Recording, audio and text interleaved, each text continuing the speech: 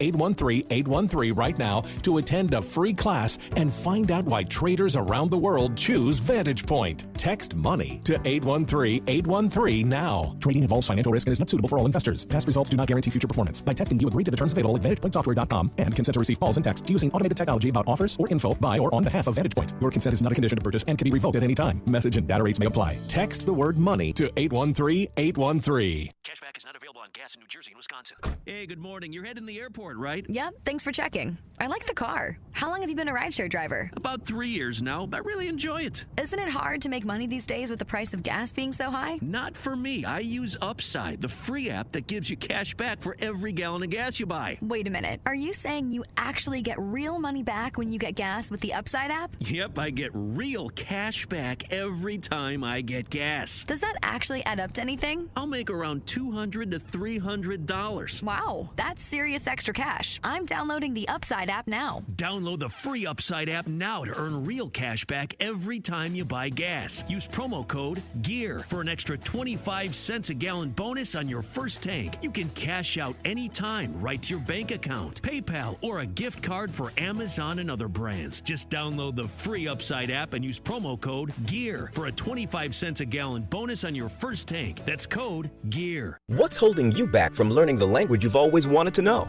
Too hard. Takes too long. Not with Babel. Babel's lessons take just 15 minutes a day. 15 minutes isn't long. Nope. And they're fun. Fun isn't hard. Right. Babel's interactive lessons, podcasts, games, and more make it fun and engaging, so you don't realize you're learning a language, but you are. And Babel's lessons are built around real life. You can choose from topics like travel, business, relationships, and more. You'll learn what matters most to you. Plus, Babel's lessons are designed to get you speaking right away. In 3 weeks, you're able to start having conversations. Just 3 weeks? Even better. Since Babel's lessons are designed by language experts and voiced by real native speakers, you'll get the accents just right and be able to carry on conversations with confidence. Learning a language with Babel doesn't take long. And with Babel, it isn't hard. It's perfect. And now, try Babel free at Babel.com. That's Babel.com. Babel.com.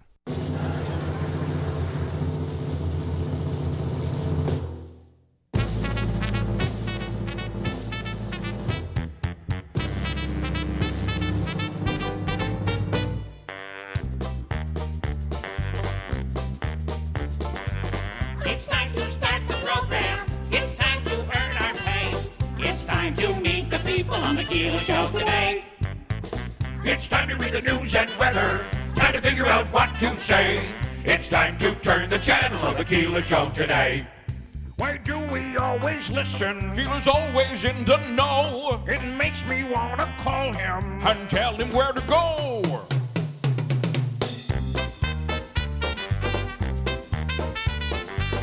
And now let's get things started.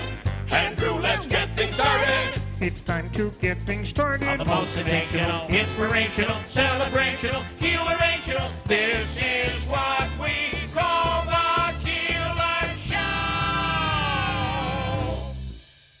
WIBX 950 and 106.9 FM. This is Keeler. Well, good morning. You know, I think, Davey, it'll be the difference between a good season or a good team and what potentially could be a great team if Syracuse handles, if they handle Clemson this weekend. So yeah, but if they do that, then they have a very good North Carolina team coming up, and the number 3 Florida State. I'm not saying they're going undefeated. However, I think we've got a team that would be for real. So. Yeah, but I don't want to go down the road like we did last year. 4-0 to start and then loss. And I can't imagine that we would repeat what happened last year. That was really a disaster. And I was just thinking about it. Nobody really wanted to play in the bowl game because they'd had 5 losses. Right. So yeah. Anyway, it'll be interesting. That's noon on Saturday on ABC, and the weekend looks really nice so far. Mid-70s, Manansky. I can't believe it. Yeah, right. Saturday and Sunday, and as a matter of fact, since and I Monday. was saying it, and Monday. Exactly and into right. next week, next week looks warmer than this week. Yeah. Okay. Did you have a line on that game, by the way? I'm looking it up here, and I can't find it. I have an app. On the Syracuse game? Yeah, but again, I'm I'm prohibited from placing any wagers on New York State college teams, so I cannot get it to appear. So you can't even see what the what the line would be. I'll get it. I'll get it. Anyway, okay, so I want to report on this. According to Sheriff Rob Mashel, the United County Sheriff's Office, yesterday at around 8:30, last night around 8:30 p.m., a reported accident on Route 8 in Bridgewater was a confirmed, sadly, fatal motor vehicle accident. The identity of the sole occupant of the vehicle is not confirmed as of now. We'll check in with Rob Mashel later on. Route 8 was temporarily closed in the southbound lane. The roadway is now fully open to normal traffic. More information will be released, expected to be released today. Sheriff's deputies assisted by New York State Police, Bridgewater Fire, and Bridgewater Ambulance. Also, Davey, the New York State Thruway this morning is closed. Is it from Herkimer? No, it's from exit 31 Utica, westbound. Okay, from Utica to Westmoreland. Yeah, because there's a reported rollover of a tractor trailer. So if you're traveling, you'll be detoured to get off and go around and pick up the Thruway in exit 33. They're suggesting in Westmoreland. Verona. In Verona, they want you to go all the way past. Yeah. Wow. All right. Well, be aware. So if you're hopping on the Thruway, you might want to travel to Verona to get on. But if you're on the Thruway, you'll be diverted because of a tractor trailer rollover this morning. Okay, we have a lot to get to. I wanted and so Dr. Hall is on today. We'll speak with Celeste Friend. She'll get a chance to answer to the accusations made against her by Samantha Colosimo-Testa yesterday. We'll dig into that whole thing. And the Observer Dispatch. Did you see the latest? This is big. It's significant. And I really, I can't believe, Davey, you're not on this. They're doubling the reporting staff. This is not good. They're opening up a car wash. We need another car wash. They may they may do better if they were to own that car wash at the former Zeb's. They cut down on one of their days of delivery again? So here's what's happening. We're a positive crew over here. Well, I think it's actually worse than what you've proposed here. So the OD is pulling its delivery drivers, and they're going to the U.S. mail. So your morning newspaper will no longer come in the morning. You'll be getting it when you get your mail. If you get your mail at 10 a.m., the OD will be coming. I don't even know when they're going to be printing. Must be printing, it would be the same, like 7 o'clock the night before. And the Sunday paper will arrive on Monday. This is the, and I get it, they're talking about this is actually going to make things better. I mean, how does that make anything better? They're clearly walking away from their printed product, right? Do you have proof? I'd like to know what people think about this. Did you ask me what? Do you have, I know that they eliminated their bundle drivers just recently. They're having their home delivery that deliver door to door, deliver to store bundles. Now that may continue. Okay. But I have a very close friend that was doing it, and he no longer has a job there. But as for home delivery, beginning I believe October 16th, so coming in 2 weeks, the delivery will be coming to, well, it won't be coming to an end. You'll be getting it through the post office, and it was pitched as a real positive. We partnered with the United States Postal Service. And, your Sunday Observer Dispatch will still be the same. It'll just arrive a day later. Now, that's not going to affect you when it comes to the news, because the news is old to begin with in the OD. It's the saddest decline I think we've seen since WRUN just went off the air. So, some other larger markets have experienced this horrible gutting of what we used to call the newspaper business. But yeah, you're talking Gannett, and that's probably what they're doing around the country. But the one thing that allowed them to be different, and I'd love people's opinion on this. 315-736-0186. Call me and let us know what your thoughts. I'm assuming everybody, no matter where you live, got this notification. I thought it was another bill. Yeah. And I didn't open it when I got it on Saturday. And then I spoke with my mom, who said, we are just disgusted. We're not going to be able to get the paper till later in the day, and the Sunday paper won't come until Monday. And I'm saying, I don't think, we live a little closer to the OD, so I don't think that's us. And sure enough. Yeah. So, look, I get it. The digital marketplace. I understand that. They're certainly pushing that. There's no doubt, as they should. Mm-hmm. But I don't even go to that anymore. It's a waste. Everything is late. You get news here and through the other TV stations much faster than you get it through the OD. Sentinel. And definitely the Sentinel. They have a prime competitor, and I think the Sentinel. This is the one thing that made them different than the Sentinel was you got your paper. It was delivered every day, and the Sunday paper's always been the big thing. Although I'm going to tell you something. Here's a little indicator. My wife is a huge newspaper reader. She loves it in her hands. Yes, me too. Big deal. Me too. And the one thing that the day would always start on Sunday where, can you go out and get my paper? So I would go out in the wintertime, snow, sleet, freezing rain, hurricanes. I'd go out and everything to get that God-blessed newspaper. Now, that paper is sitting on a little bench where I normally put it, and it's there this morning. It has not been opened. It has not been read. There's no incentive to read it. The news is old. It's like reading yesterday's USA Today, and it's such a shame. Now, this move here, to me, I just think this move is like completely giving up.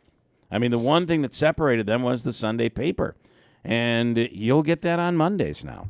So, okay, I've a couple of competing thoughts. I guess you might be able to run out to the store, Davey, you're saying, and get the Sunday paper? Yeah. Well, I mean, that eliminates the element of convenience there a bit. Sure. Right? Yeah. I mean, you can't go out there.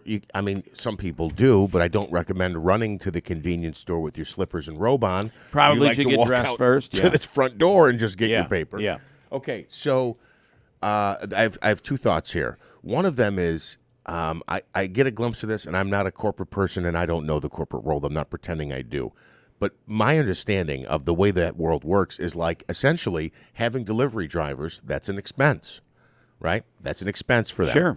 So they say, in the corporate world, they say we're going to cut that expense without consideration to the fact that cutting that expense makes your audience shrink, right? It's just looked at as an expense, not an expense that keeps subscribers, etc. It's just we need to eliminate that expense. You know, if you have a restaurant and all of a sudden people aren't coming to the restaurant, you don't limit your hours. We're not going to advertise anymore. Say, well, what can we do to right? Well, what can we you're not do? gonna get customers. What can we do that's going to make the product better? And how do we separate ourselves from everybody else? You know, when you have a big conglomerate running you, and that's what the OD has right now, they don't think about that. They look at, just like you said, they look at bottom lines. This is a way to cut stop the bleeding, but with no thought on how to increase the growth. And then and I'll tell you something.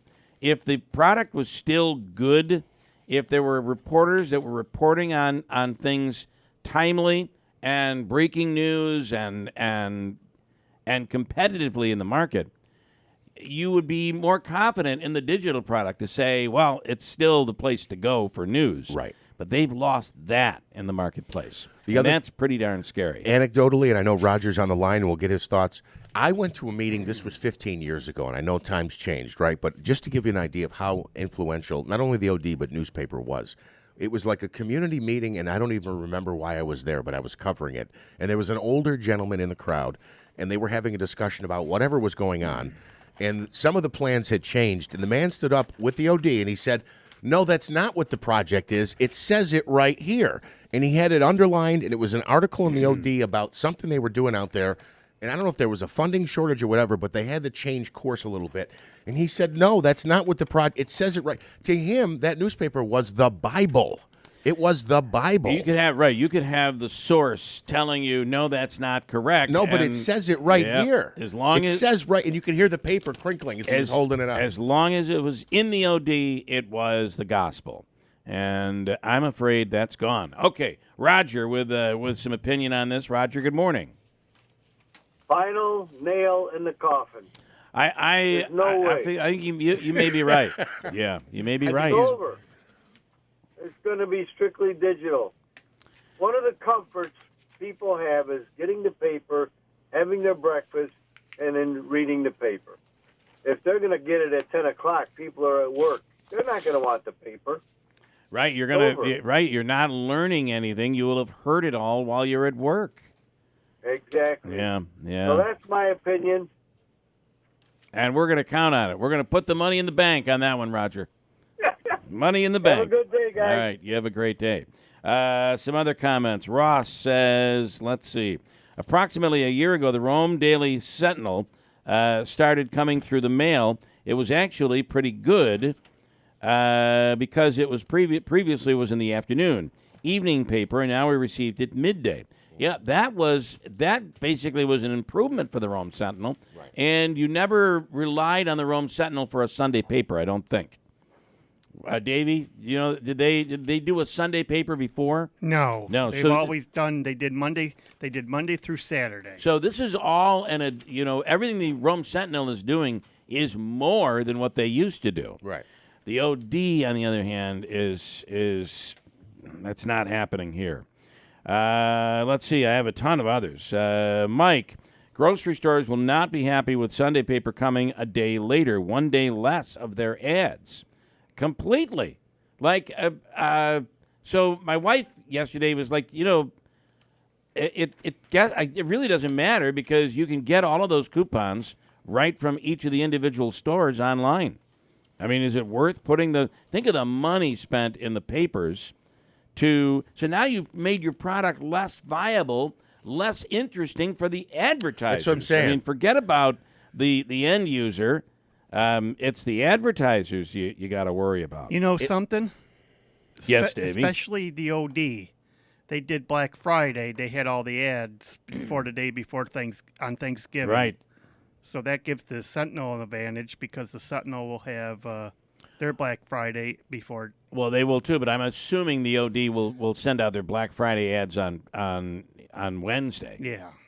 I would think. Well, in a similar vein here, and they may deliver their coupons. I mean, on Saturday. I don't know. I think it's coming. It's coming on Monday. Hawk in Utica says Monday holidays would mean your Sunday paper comes on Tuesday. Right. There's about a lot that. of Monday holidays. That's a very good point. Yeah. Because there's no mail service on Mondays. This move by the OD, Mike says, called the moth to the flame business strategy. Yeah. It's not a viable business strategy at all. As an ex-manager, this is Donna. As an ex-manager of the OD, this news is so sad. We were one of the top newspapers with great writers. Once they moved printing to Binghamton, it all went downhill. Greeley, good morning this morning. It's the USA Today, and it is. It really, really is. Much of what you read in the OD is these are stories directly out of the USA Today. Wayne, the OD has tapped out. Why not just close? People get their news by a phone message, the important stuff, and the internet. And yes, I like the paper. So I guess that's the other part of this. If they were still delivering digitally, like I subscribe, but I subscribe and struggle getting on digitally, and I just don't do that anymore. I go to the Rome Sentinel more than I do the OD. Now, in your case, it's not because you're not internet savvy, which is the issue with some folks. Every time you log in, you have a password issue, right? I do. And what happens is it's not about being internet savvy because I really feel that right.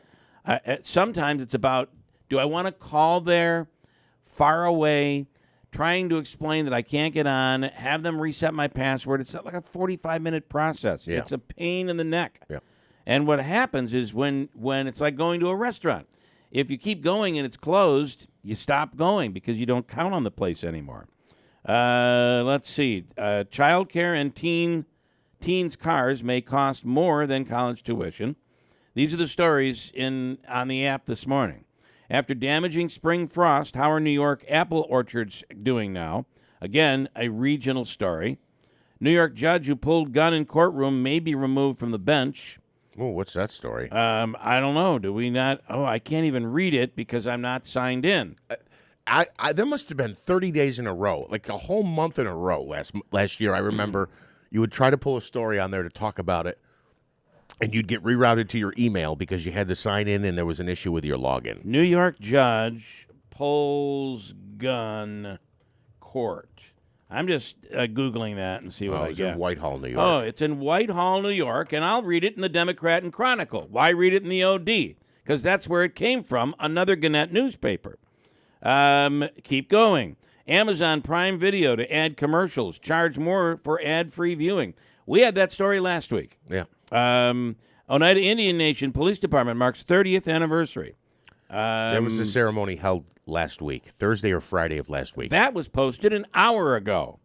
High school sports results. All right, it's Tuesday. Marcy, these leftover Dodge trucks are nearly free. I think that's an ad. Trending stories, things to do in your garden this fall.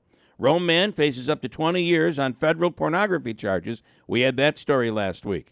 Oneida County officials warn public about tainted pot after store bust last week. Lou Lapola indicted on mail fraud last Friday. In fact, everybody was alerting that story out through the day. We had it at almost noon, 12:30.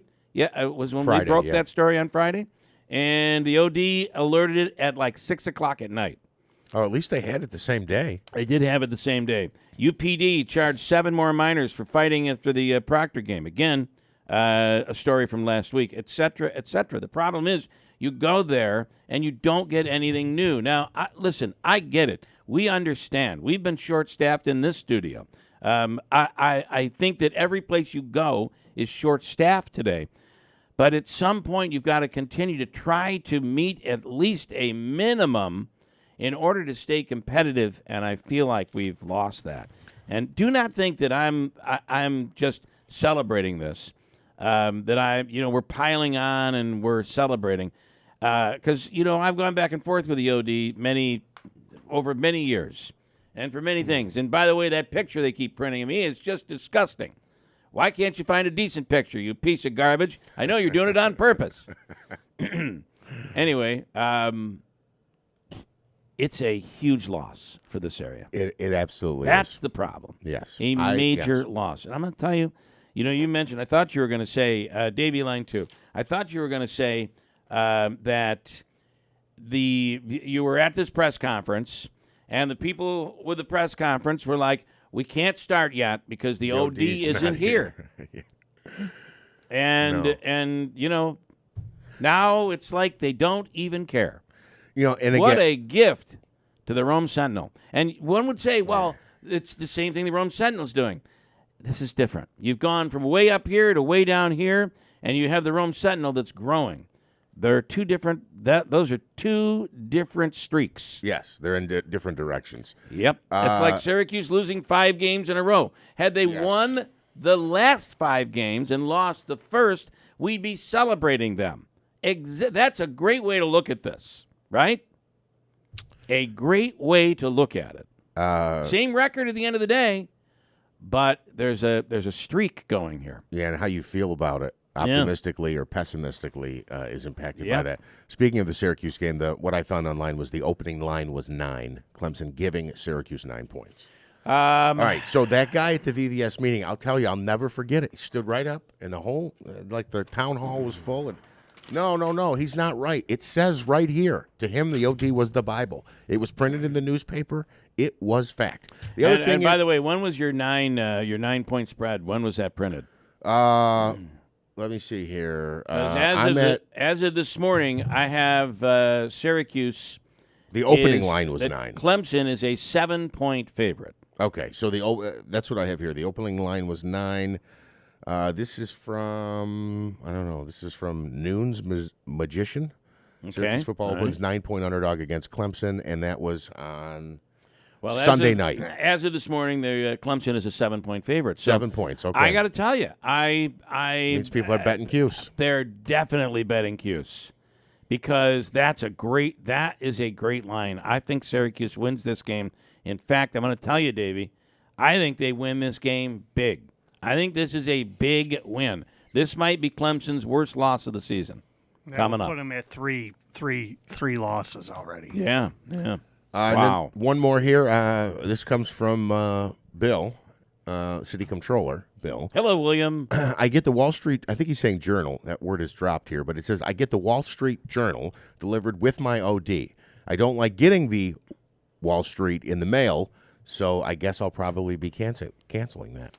So, I mean, you can go to a convenience store and pick stuff up. You can stop at your grocery store or what have you and pick up the papers.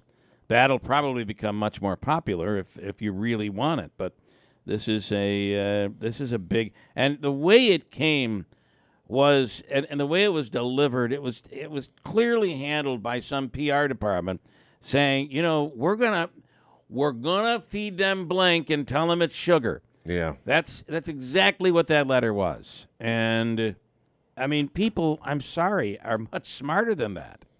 Listen, I mean, it's almost as if they're like, we can feed these guys anything, they're gonna be okay with it. So instead of getting it in the morning on your front porch, you're gonna have to run to the convenience store. They say no shoes, no shirt, no service. Just no slippers are That's right. officially considered shoes in the shoe attire. convenience store world. Here's Stefan. He's a huge OD fan. Stefan gets the OD every single day and probably delivered right to his door at the Kelberman Center there.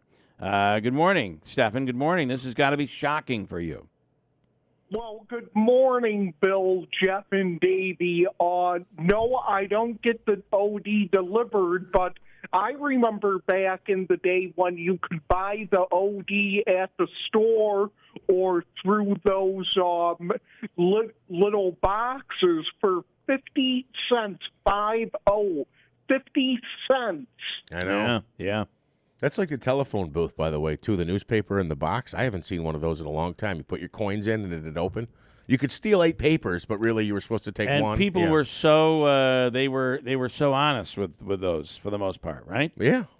Except for the homeless people that use them for, like, they would lay them out. Yeah, like bed sheets. Bill, it's the Daily Sentinel.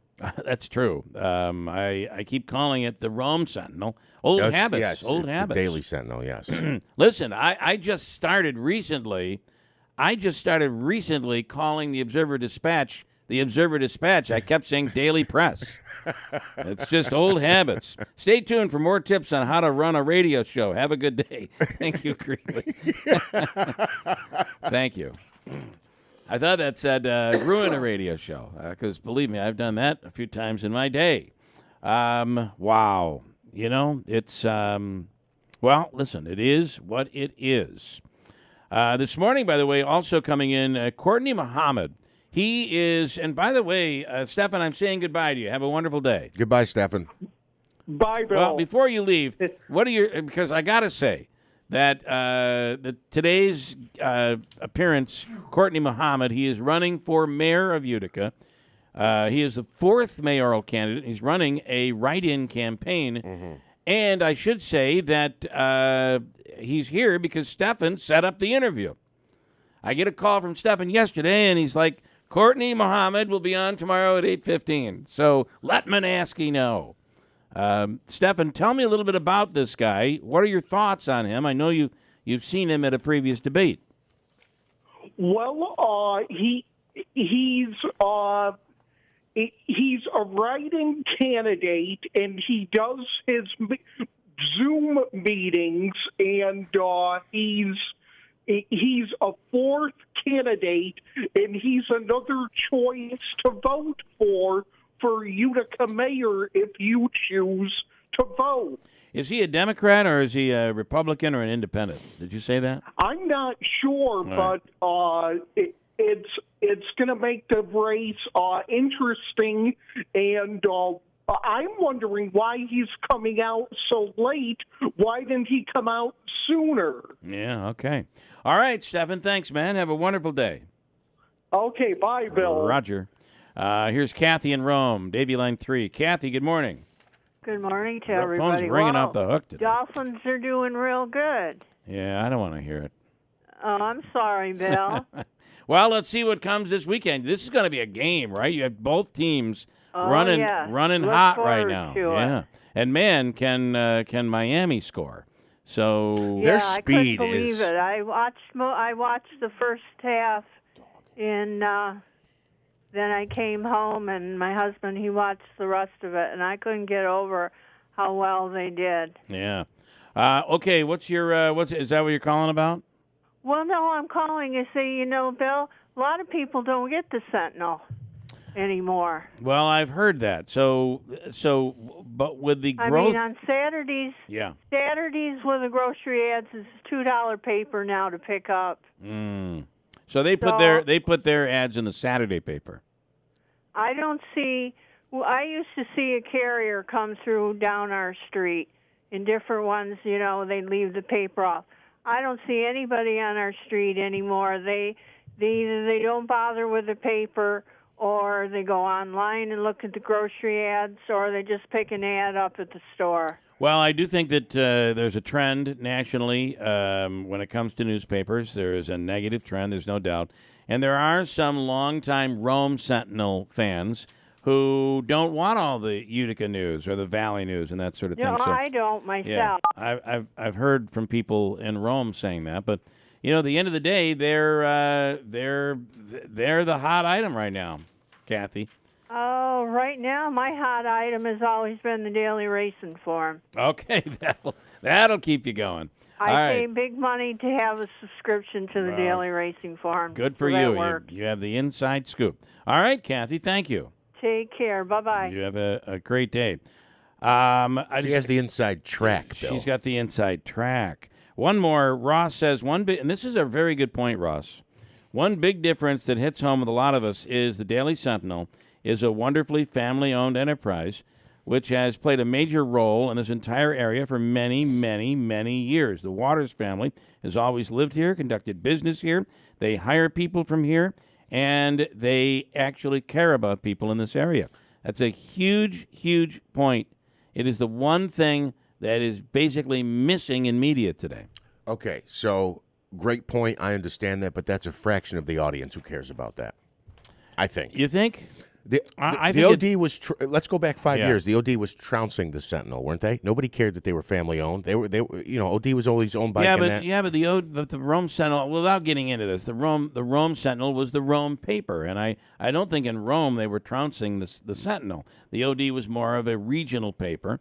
And yes, they would be bigger, but I do think local matters. I do think it does. I think it's great. I think it's a cherry on top. It's okay. All right.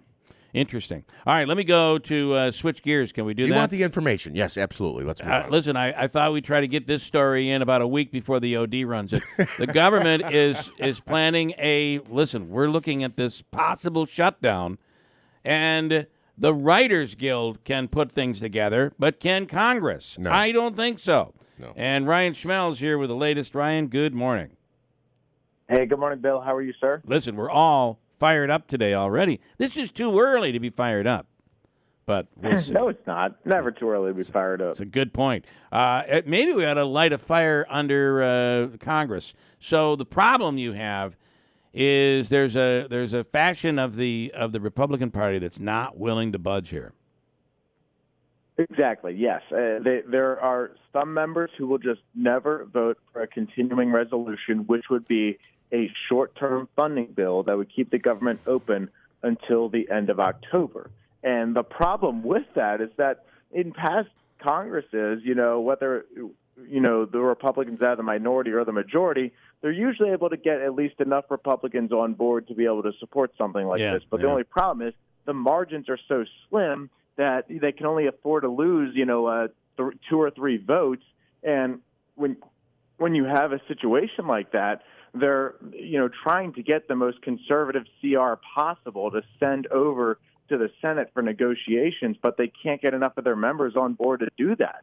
So it's looking like, there's a possibility that they're just going to have to go with a bipartisan one, and Speaker McCarthy's going to have to take the risk of a motion to vacate being filed against him, or they're just going to have to wait and see what the Senate comes up with and see if the Senate stumps them. So here's the days when Tip O'Neill would knock on Ronald Reagan's door and they would work things out. That was a long time ago. So you have to wonder. So if McCarthy, he's going to have to come back to the middle. So he's got to come back to the middle here and hope to bring on some Democrats. So will he come back too far to the middle, which will cause him problems, or will the Democrats be willing to allow the shutdown just to be able to point fingers at the Democrats and watch them flounder? Politics, it's all politics. Nobody's thinking of the country here, and that's really a problem. Yeah, we don't know how Democrats are feeling in terms of if all of them, if they want a government shutdown to happen. I think they want to avoid it as much as possible. Speaker McCarthy has said he wants to avoid a government shutdown as much as possible, and that will actually take leverage away from him or from just about everybody if that happens. And so what you're hearing a lot of the conservatives saying is that they want these individual spending bills, quote, the appropriations bills, to be signed on to individually and be passed individually, have debate and all that. But they're struggling just to get those even brought up to the floor right now. But if McCarthy's able to get some of those voted on today or this week possibly, that could send a signal that, hey, a CR is the best path forward just to give us more time to pass these. So it really just depends. It still looks like there's going to be enough hardliners to stop them from coming on board. But, I think right now, based off what we're hearing from the Senate, they are expecting at least a very short government shutdown into the weekend, but it might not last long. Well, I got to tell you something. It's I can't imagine what it's like for some of these federal workers to be considered essential, and have to go to work and not get paid. Imagine if you had that in your own life. I mean, that's just it's asking an awful lot. And for this to linger would be a real problem. Yeah. I would imagine the border crew is essential, right? No doubt about it. I would think the border air traffic. There'll be certain. What I think I saw an IRS agent. Air traffic will stay on, I believe. You'll have military members staying on. Civilian members will be furloughed. That's what we're likely looking at. And what's interesting, too, if we want to add some New York angles to this, you have Congressman Mike Lawler, who I think a lot of your audience knows as the person who upset a member of Democrat leadership down in the New York area, closer to the city. He has said that he kind of has been fed up with what's been going on from his party. And he said, you know what, I'm working with Democrats now. I'm going to work with Democrats. I'm getting some type of bipartisan CR.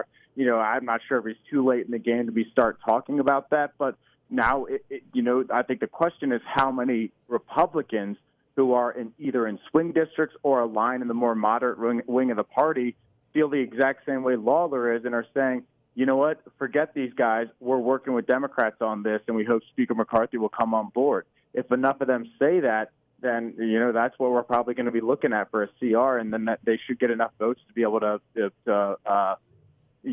shut down those who are kind of fighting this. Well, and Ryan, you tell me your thoughts here. I mean, right now, the economy that people are living in, and the Democrats and Biden will say the economy is healthy, and when you compare it to other economies around the world, we are certainly in far better shape in this, whatever we're in, recession or whatever we're in currently. But the fact is, it's blamed on Biden right now, and it's Biden's economy. But a long-term shutdown will give him the ability to say, we were moving, and now look at what the Republicans have done. It's just another.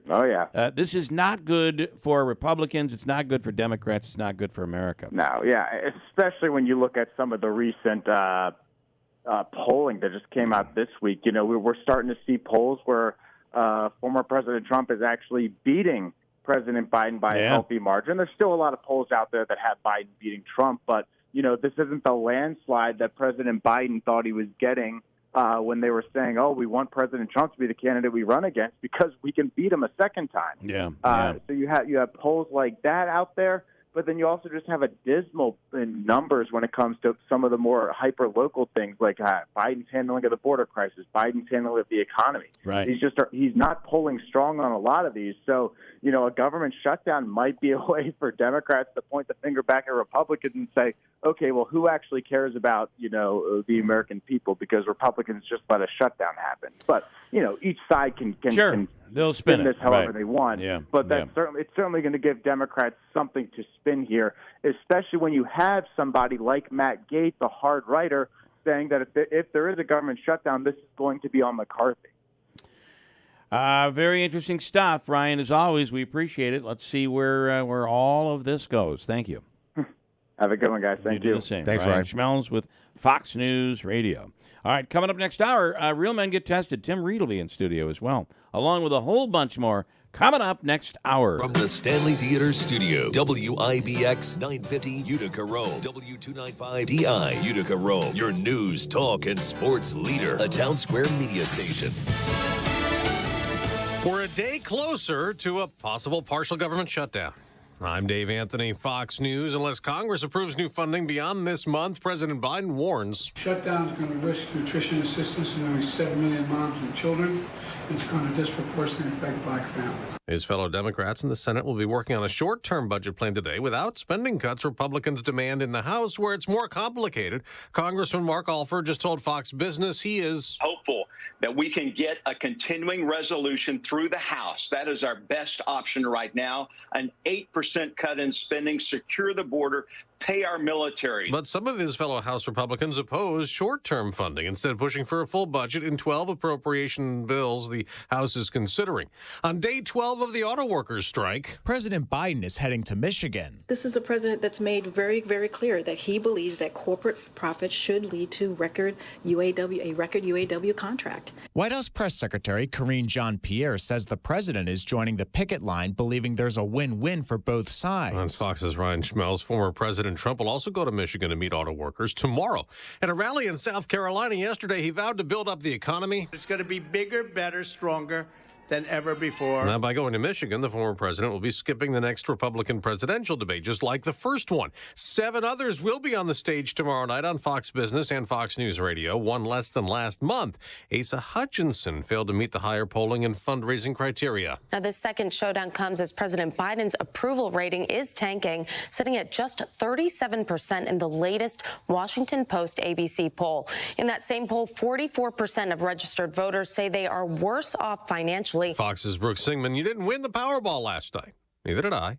So the jackpot grows again. It's up to $835 million, the 9th largest U.S. lottery prize ever. America's listening to Fox News.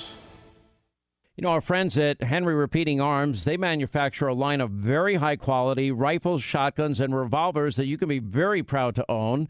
Now, they're made in America with parts and materials also from America. Now, they use old-world craftsmanship combined with cutting-edge technology to deliver reliable and accuracy that you can trust in any situation. Now, they're easy to use and maintain. It makes them an excellent choice for both a novice and experienced shooter. Henry has over 200 models, so you can find the firearm that's right for you. There's also new releases all throughout the year. And every purchase is backed by their lifetime warranty and the company's owner. Anthony Imperato also gives his personal guarantee for 100% satisfaction. Now, make sure you go to their website, henryusa.com. Order their free catalog. They'll send you free decals and a list of dealers where you are. That's henryusa.com. Free catalog, free decals, and a list of dealers where you are. You're going to love this company and these firearms like I do. Good morning. We have partly cloudy skies and 50 degrees. WIBX News Time is 7:03. This news update is brought to you by Cliff's Local Market. They keep you going. Well, you may recognize a voice on The Voice this season. One Central New York native auditioning for the NBC reality show. Thomas Nitti is a New York State trooper known for his musical talents, from singing the national anthem at several NYSP events to performing country hits and original music at venues around central New York. Nitti is also a U.S. Army veteran who was deployed to Afghanistan as an airborne cavalry scout. He earned a Purple Heart after taking mortar fire during combat and suffering a traumatic brain injury. You can watch Nitty's journey on season 24 of The Voice when the award-winning reality singing competition airs on NBC. That is Monday and Tuesday nights at 8 p.m. More on this story, by the way, at WIBX950.com. State police are investigating the cause of a camper explosion in central New York that left a couple hurt. The blast happened yesterday on West Valley Road in the town of Spafford. That's in Onondaga County.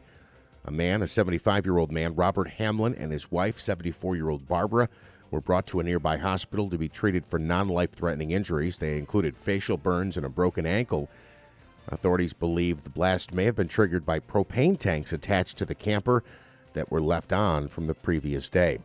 The state police exam is coming up soon, and the deadline to apply is just a few days away. Those who want to take the test have until October 1st to sign up. The last day to finish the computer-based exam is October 15th. More than 10,000 applications have already been received. Among the qualifications to become a trooper, you must be between the ages of 20 and 34, a U.S. citizen, and have a high school diploma. A new report shows that New York is one of the top states in the entire country for teachers. The Empire State finished in second overall, and Wallet Hub's 2023 ranking of the best and worst states for teachers. Factors considered when gathering the data included opportunity and competition, also academic and work environment. Virginia came in first place. Utah, Washington, and Florida were in the top 5. WIBX News Time is 7:06. Your Weather Center forecast comes to you from Eyewitness News. We are looking at mostly cloudy skies today, but expecting to stay dry. We'll have a high of 66 degrees. Partly cloudy skies overnight tonight, a low of 43. Some sunshine for your Wednesday and a high of 69 degrees. Sunny skies on Thursday and a high of 69. WIBX News Time is 7:06. We have mostly cloudy skies and 50 degrees. All right, in sports, another Monday Night Football doubleheader last night. The Eagles soared, beating the Bucs 25-11. And in the nightcap, the Bengals over the Rams 19-16. Jalen Hurts threw for 277 yards and totaled 2 touchdowns as Philly handed the Bucs their first loss. And Evan McPherson drilled 4 of his 5 field goal attempts. Joe Mixon scored to help the Bengals to their first win of the season. The Bengals got revenge in a rematch of what was Super Bowl 56. Los Angeles Chargers cornerback J.C. Jackson dealing with some legal issues. An arrest warrant has been issued for Jackson in Massachusetts after he failed to appear in court Friday for a probation violation hearing. Jackson had been charged with negligent operation of a motor vehicle and speeding in 2021 when he was playing for the New England Patriots. According to a law enforcement official, Jackson failed to pay a $600 fine and attend a 4-hour class on reckless driving. More bad news for the Chargers. They'll be without wide receiver Mike Williams for the rest of the season. He has a torn ACL. That came in Sunday's win over the Minnesota Vikings. Matt Ryan chiming in on the Jets situation. He says, yeah, right, there's no way. The Jets officially have word from Matt Ryan that he has no interest in coming out of retirement to play for the Jets. The 38-year-old was addressing a report on Sunday that said his representatives had reached out to the Jets in the aftermath of the Aaron Rodgers season-ending injury. Why would he want to? It's like saying, hey, we just had this big sewage flood here. Come on in and hang with us, right? Who would want to get in the middle of that? And Yeah, and to come out of retirement, out of the booth where he's making millions of dollars to not get hit. And he's not trained. Talk about getting injured. And that line's not that protective. I wouldn't touch that with a 10-foot pole. There is a real call to bring somebody in. You know, who's the Jets firefighter guy? The guy who leads the yeah, firefighter Joe. Maybe he could play. I saw he's recorded a selfie of himself in the passenger seat on his way home from the Jets game, and he was just real straightforward. He was like, look, we got to trade the guy or we cut the guy. It's that simple. It is what it is. He can't do the job. I was watching the Michael K. I think you got to stick with him. I mean, what else are you going to do? Go ahead, Davey. I was watching the Michael K. show after the Yankees yesterday, after the post-game show. And they had an interview with Joe Namath on. on the radio. He ripped into the Jets organization. He said Robert Saleh is not the right person for the coach. Wow. Joe Douglas is not the right general manager, and he ripped into Zach Wilson. Wow. You know, I think he's right, but I just wonder how this would play out with Aaron Rodgers. I still don't think. I got Richard's projection here. I wanted so much to see what Aaron Rodgers would do. I hate that it has ended this way. Yeah. I think it would have ended not as bad, but it would not have ended well. And this would have gotten ugly. They would have gone after him if he wasn't performing. I mean, I was yearning for that storyline. And we don't get it now. Now it'll be, hey, it would have been great. I mean, think of what they could have done with Aaron Rodgers. According to Richard, am I wrong on this? He said they were going to the Super Bowl? Yeah. The Super Bowl team's season came to an end 4 plays in. That is rough. I thought I'd do a little something while you're going. New music for sports. All right, I like this. This is Nagel's music here this morning. We're playing this because the Eagles won? Yeah. All right, the Yankees captured their rubber match against the Diamondbacks as they beat Arizona 6-4.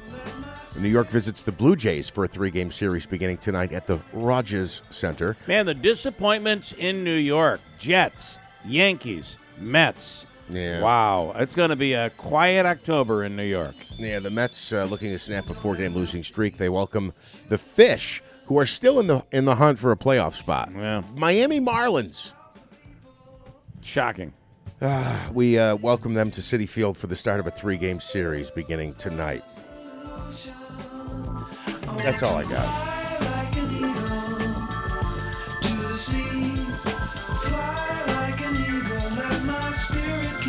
Do the Eagles or do the Eagles fans, does Philadelphia play that song?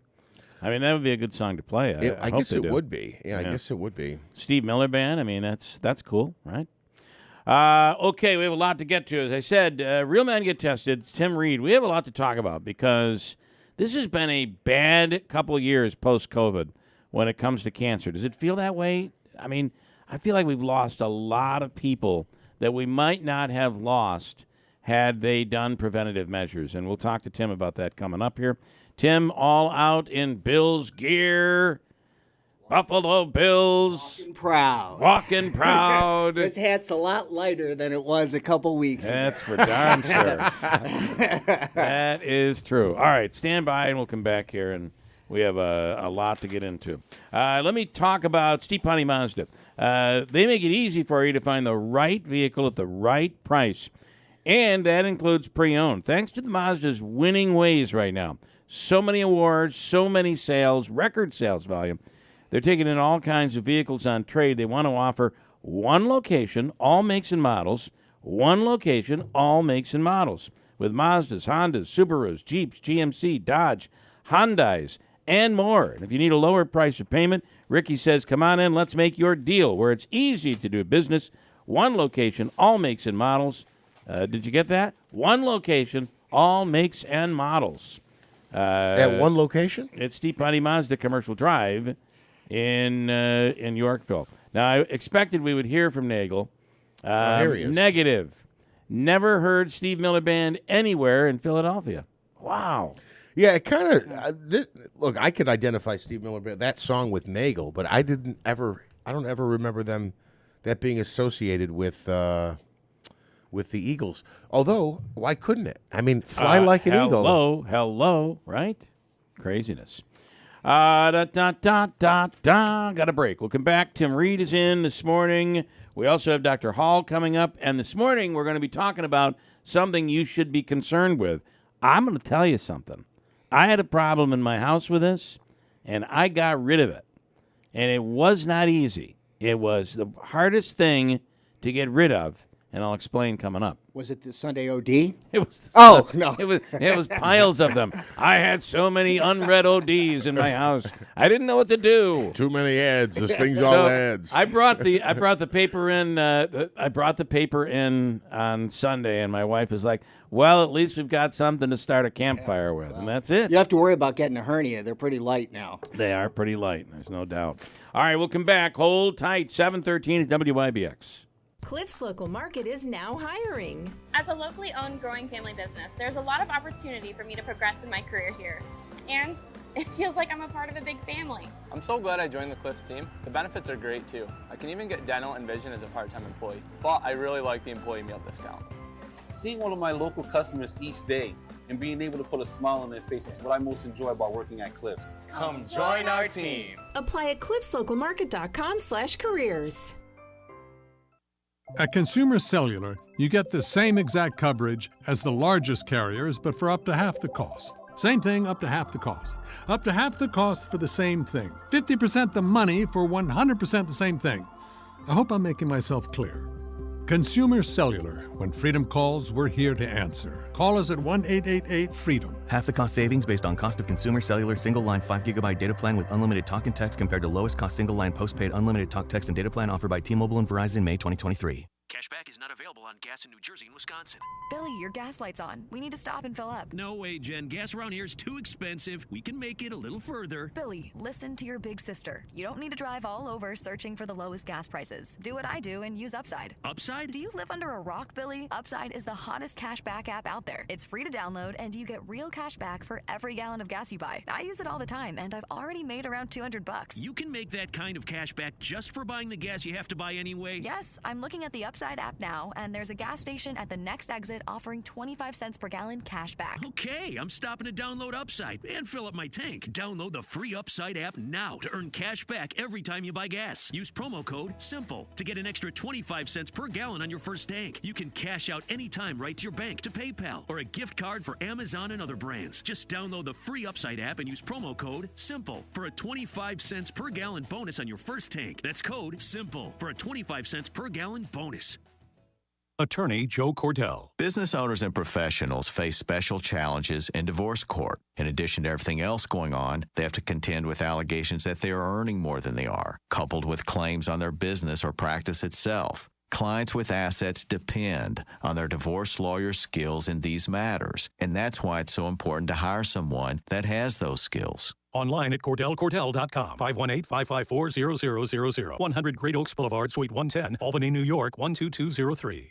If you're hiring, it can feel like you're trying to find a needle in a haystack. You can hope the right person comes along, or you can just use ZipRecruiter. And now you can try it for free at ZipRecruiter.com/radio. In fact, ZipRecruiter has helped a lot of business owners find their needle in a haystack, like Marco, president of operations at Telly Tires and Auto Centers. Because Telly Tires has grown a lot in the last few years, Marco needed to hire everyone from a receptionist to a store manager to a head mechanic.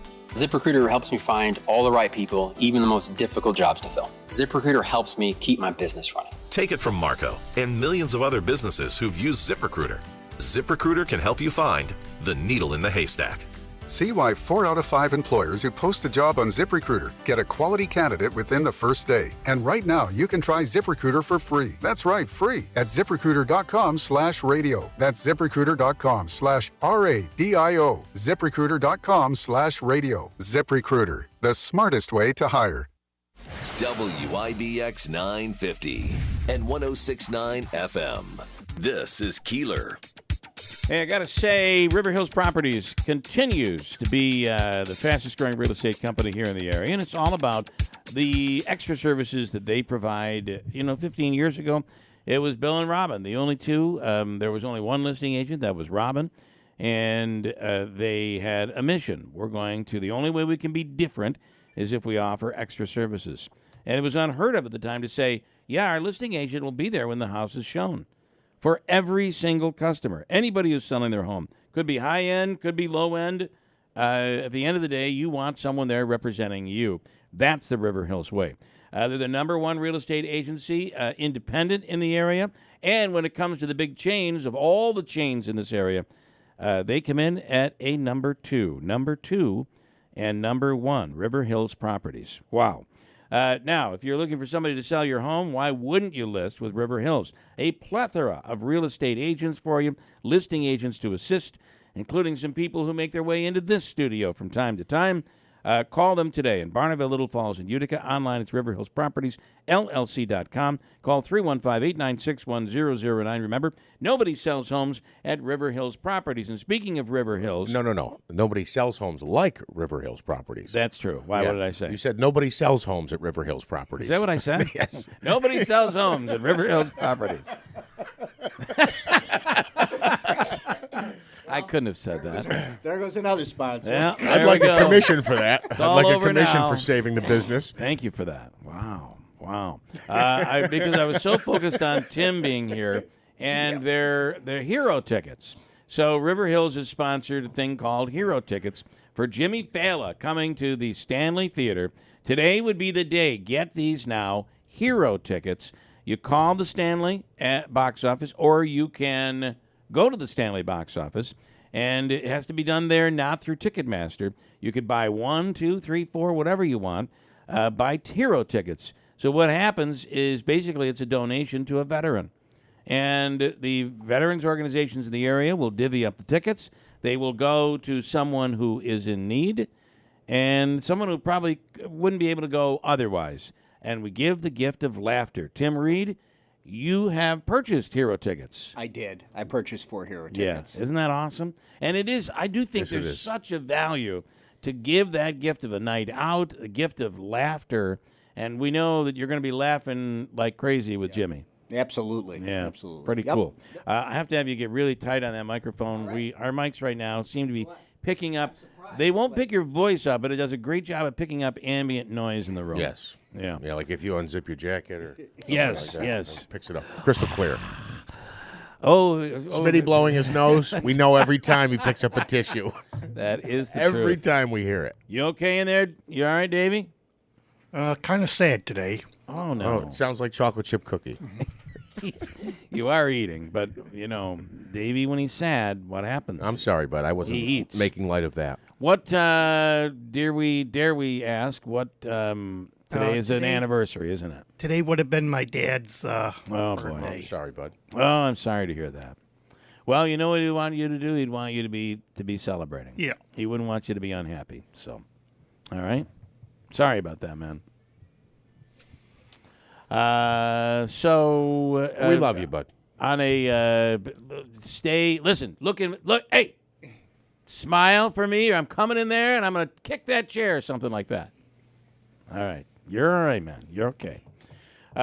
Tim, talk about somber, and this has been a very difficult couple of years since COVID, hasn't it? It has been. It really has been. I feel like cancer is just like spreading more than it did before COVID because people were not getting checked and tested. Yep, exactly. We went COVID crazy in so many different ways, and so, we left a lot of stuff behind, and unfortunately, cancer testing appears to be one of them. I mean, listen.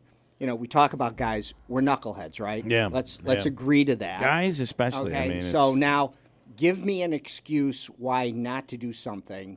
I'm probably going to take it. But cancer testing is one of those things you really probably should do. So.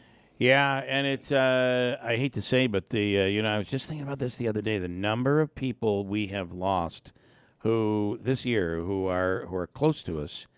To cancer. It's shocking. And maybe it's because I'm getting a little bit older and I'm in that age, but I don't think so. I feel like people just weren't able to get in. They weren't able to get the treatment. They weren't able to get tested. And it's about getting that early warning sign, that early shot at being able to kick it that makes all the difference in the world. Exactly. Well, and I when I was coming in, I don't know if you were telling the story, but so Friday night, I was in an event, and a local surgeon was there and just came up to me, shook my hand, and said, you and Bill got to start running these ads again. And, I don't think it was because we're the most wonderful people in the world or whatever it was. It was because, obviously, he's seen the results of what's happening because testing isn't occurring. And, it's kind of like, I use the old analogy, you can change the oil or you can change the engine. And it's a heck of a lot easier, to take care of these little things. Rather than all of a sudden it's when the doctor says, "I hope you have your affairs in order." That's a really bad conversation. Well, and when it's when we're dealing with the problem is there's so many different kinds of cancer. Exactly. And but the ones that are treatable, it's just you are in so much.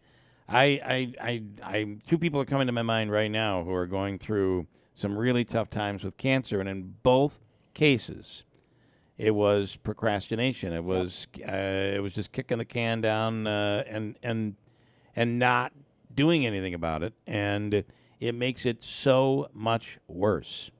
Yeah. And so, with that said, we're going to kick the message back out there. Get that message back out there again. Yes, we are. So we haven't really, because Bill and I are such idiots, we really haven't totally figured this thing out yet in regards to it. But I said we'll just figure it out on the air. Figure it out, you know. yeah, on the run. Somebody, and then it's almost like holding a creative meeting.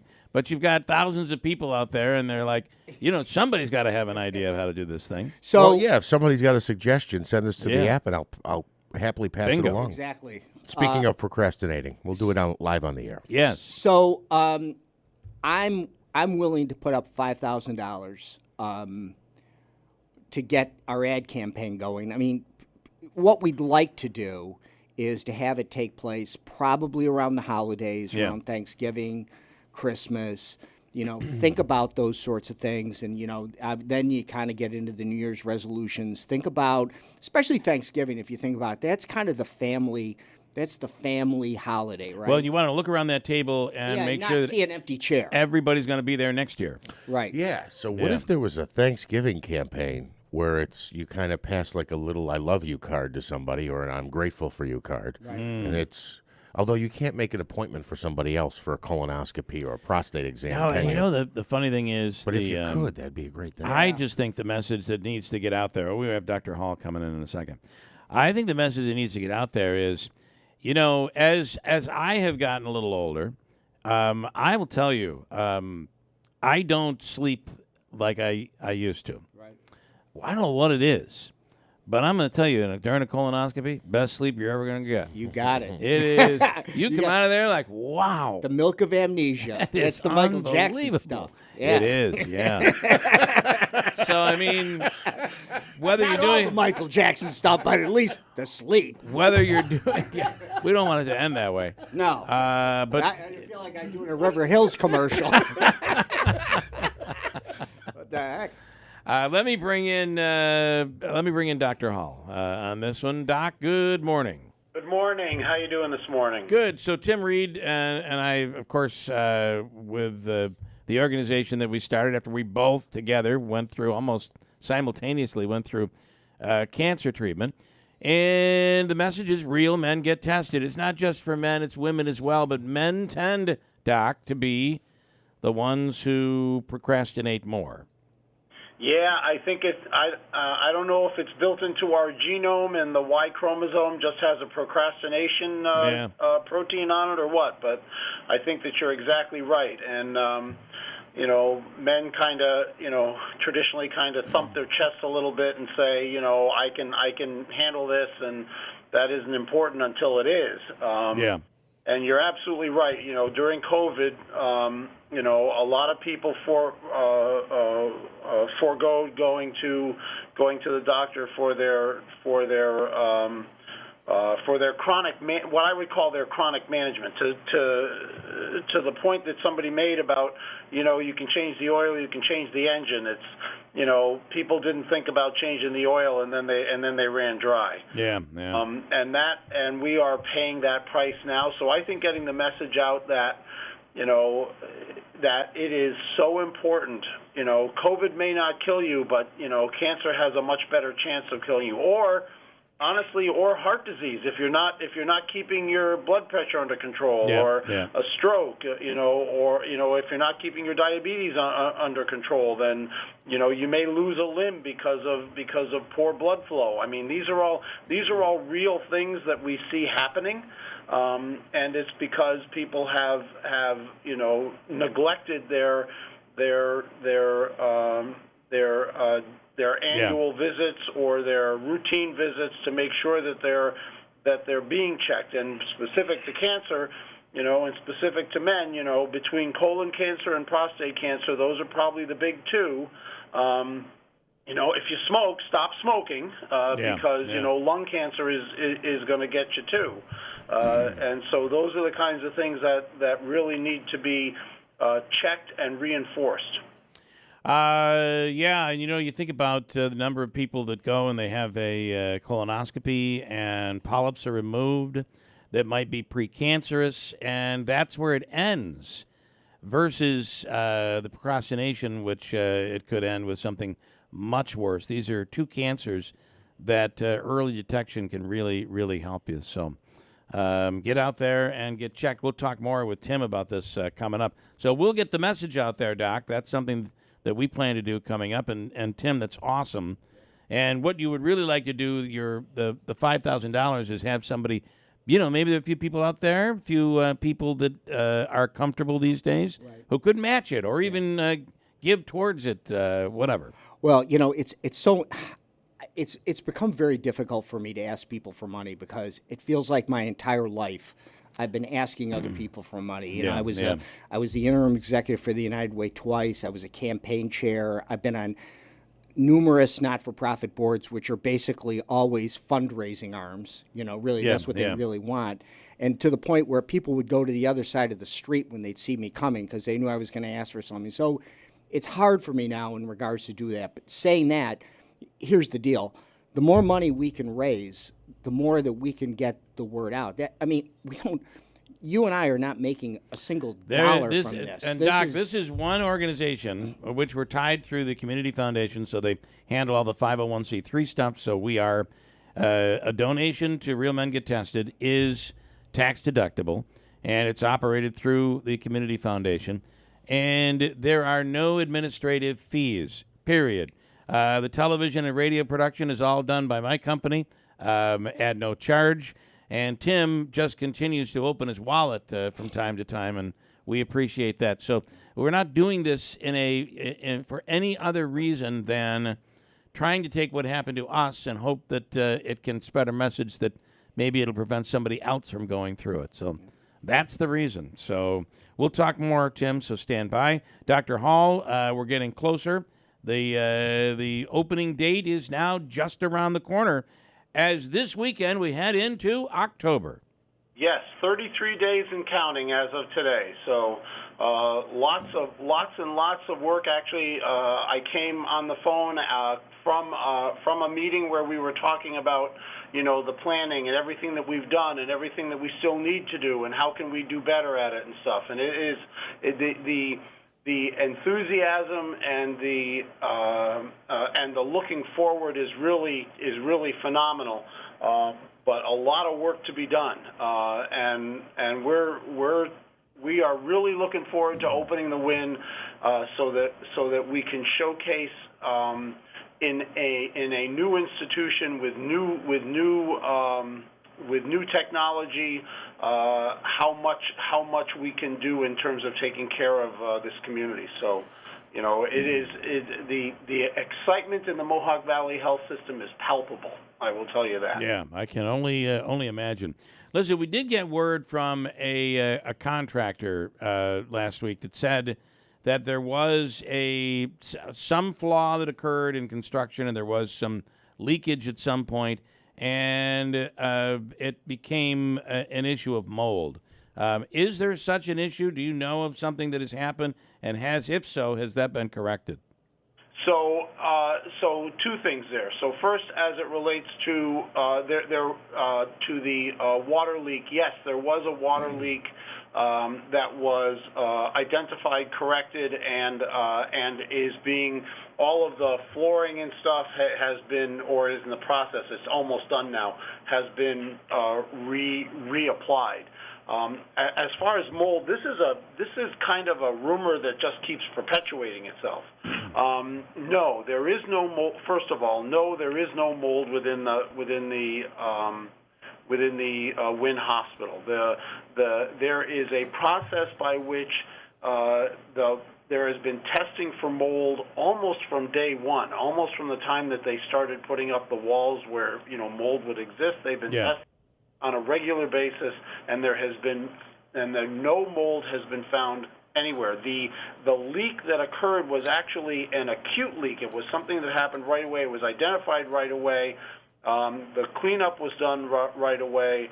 The damaged walls and floors were taken out, cleaned and repaired and new ones put back in. So that is not an issue. And these things happen when you're building a new entity, whether it's a new house or a new business or a new hospital. These construction things happen. And you kind of expect them. You hope that you don't get them, but you expect that you will, and you plan for contingencies, and that's what's happened. And I somebody else. So the message here is the mold rumor is not true. Absolutely correct. Okay. And then how are you able to operate? I mean, we're coming up now on 30 days, and a lot of change is going to happen. How are you able to pull all of this off when you have this mountain in front of you, the mountain of the actual move? Will that delay some services? Will that, because I have somebody saying they had requested a referral. It took 2 months for a consultation, and that wondering if the delay in being able to get referred to a surgeon in this case is caused by the fact that all of this is going on, that this move is coming. Yeah, so I would say, without knowing the specifics of that instance, I would say it is no, that it is very unlikely that a delay for a consultation was because of the move. I will also say that much of the equipment that is going into the Wynn Hospital is brand new. And so so for that equipment and the things that are done with that equipment, there is no reduction in services of what is currently being done. As we get closer, then there are some things that we will be moving from the old hospitals into the new hospitals, relatively newer equipment, that when we bought it, a year ago, 2 years ago, whatever, we had planned that this is something that we will move. Yeah. We have made process contingencies to minimally impact the operations that are done, the operating of the two hospitals now. As we get very close, within about a week before or something like that, we do plan on, significantly decreasing elective surgeries because we will be moving some of the OR equipment from the current hospitals into the Wynn, and obviously then we'll have less OR capacity. Okay. But beyond that, no, they're really, from a general, you're admitted to the hospital. You should see, almost no impact related to moving to the Wynn. Talking to Dr. Kent Hall from MVHS, we're coming up on a month, just 30 days till the big move into the Wynn Hospital. I'm going to ask you with a question. And I know this has been relayed to employees there, but can you talk about, there's going to be shuttle service, right, for employees until the parking lot's ready to go? Is that the case? Yeah, so we had a big meeting just yesterday about parking and how we're going to be managing that. We do believe that there will be some shuttle services for some employees, not for all. There is some surface parking around the Wynn that is available. Shuttle services are used at almost every hospital in upstate New York. If you look at what goes on in Syracuse or Albany or Bassett, they all use some kind of shuttle services, and so this is new for us and it's temporary, but we do anticipate that some employees will need to be shuttled. Yeah.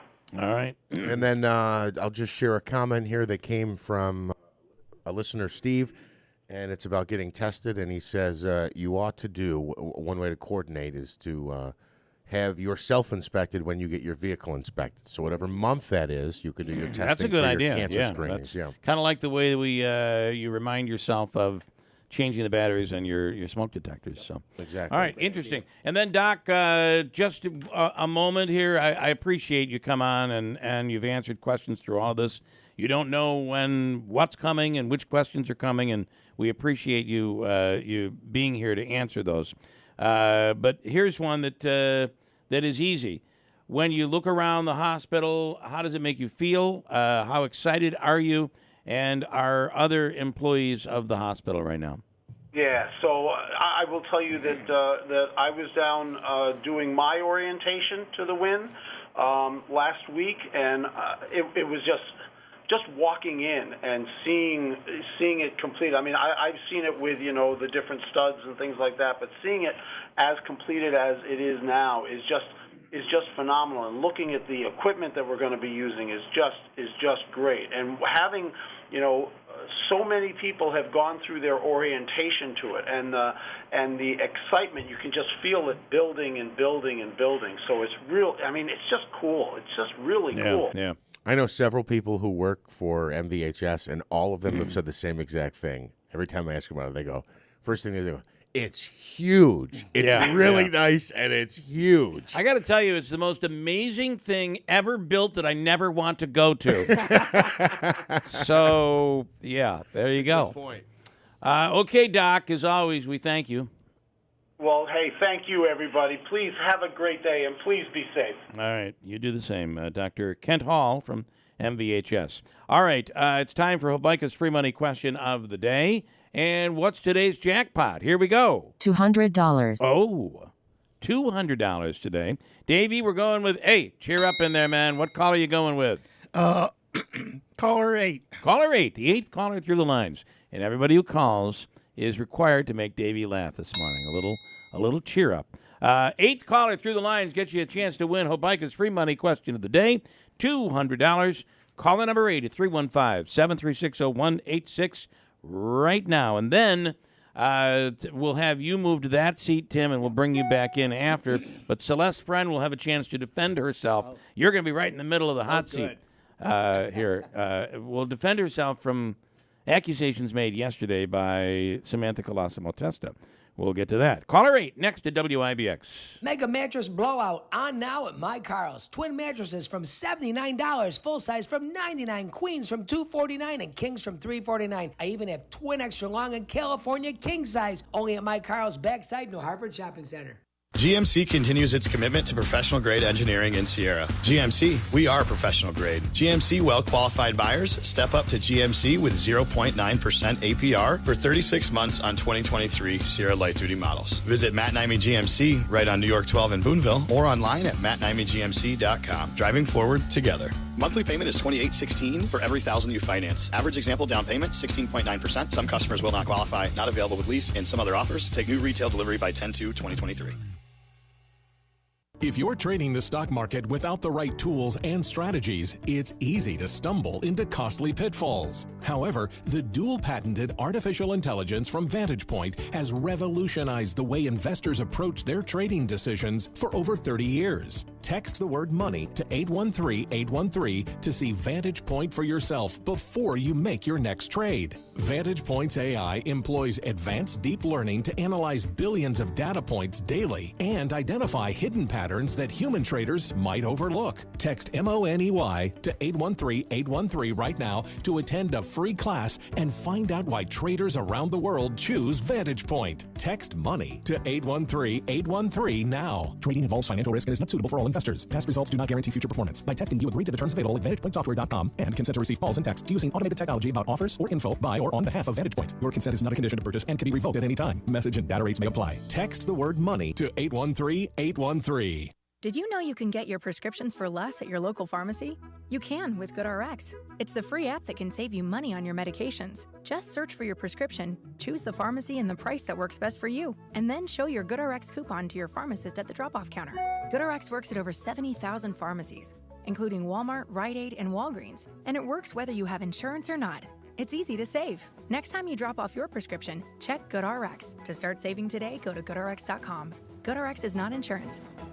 The government is spying on you. No surprise, I know. But did you know the banks are helping them? And did you know that withdrawing your cash from the bank can be very risky? That's right. Let Swiss America educate you about this. Banks are now required to spy on us for the government, and they report any behavior they think is suspicious. You'll be shocked when you read The Secret War on Cash from Swiss America. This new war against cash is really a war against the Constitution, against all freedom-loving Americans. You must read The Secret War on Cash. Get your free copy by calling or texting 800-630-1490. That's 800-630-1490. This war on cash is growing daily, and it also includes all forms of digital money. So please get and read The Secret War on Cash free by calling or texting right now at 800-630-1490. That's 800-630-1490. Message and data rates may apply. Attorney Joe Cordell. Business owners and professionals face special challenges in divorce court. In addition to everything else going on, they have to contend with allegations that they are earning more than they are, coupled with claims on their business or practice itself. Clients with assets depend on their divorce lawyer's skills in these matters, and that's why it's so important to hire someone that has those skills. Online at CordellCordell.com. 518-554-0000. 100 Great Oaks Boulevard, Suite 110, Albany, New York, 12203. Hey, if it's concrete, it's Brank Construction. Rocco and David Brank. And I got to tell you, the stretch of nice, dry weather that we're about to have over the course of the next 2 weeks looks just wonderful. And it's perfect for pouring concrete. You need a sidewalk or a driveway, repair to your chimney, old stone walls, old block walls. If it's masonry work, nobody does it better than Brank. They'll get the job done right on time, and for the right price. That's actually their slogan, and I got it right this time. Right on time and for the right price. Call today, 315-894-3481, Rocco and David Brank. They'll come in and get that job taken care of for you before the snow flies. 315-894-3481, Brank Construction. WIBX 950 and 106.9 FM. This is Keeler. Well, it is Tuesday morning. A shot at taking some of Hobica's money here this morning. James is in Yorkville right now. Hello, James. Good morning. Good morning. How are you? Good. You ready to go here? Yes, sir. You a big rock fan? Rock music? Rock and roll? Rock? Well, if I get it right, I'll have to give credit to my mom. Okay, all right. Let your mom help on this one. All right, so we were just talking about this song, and I thought for sure Philadelphia would use this song, but apparently not, says Nagel. They never use the song Fly Like an Eagle. Now, when you look at the lyrics, it begins doot, doot, doot, doot. So the question is, the first four words in Steve Miller's band's Fly Like an Eagle is doot, doot, doot, doot. How many times does he sing doot, doot, doot, doot before the regular lyrics kick in? I need a number. Ready, go. Doot, doot, doot, doot. That's 4. 12. 12. So the guess would be is you'd multiply by, you said, did you say 12? Yes. Okay, you'd multiply by 4. So he's saying it goes 3 times. The problem usually in music is we tend to go in fourths. But let's listen in and let's see what Steve Miller does. How many times do we go doot, doot, doo, doo? Here we go. If this thing doesn't play, I'm going to be really... Okay, here it is. All right. We're looking for 12 for James. They win $200. Here we go. It's coming up.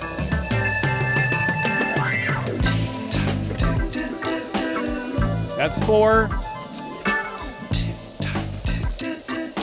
8. It is 8. You know what, to be honest, I thought it was 16. I had no idea what it was. That's why I played it, because I didn't know. Great song. I thought it was 16. One of my favorites, yeah. Well, James, that blows. But we're going to give you the Utica All-in-One Food and Fun card. Comets are just around the corner. Pioneers, just around the corner. Men's and women's.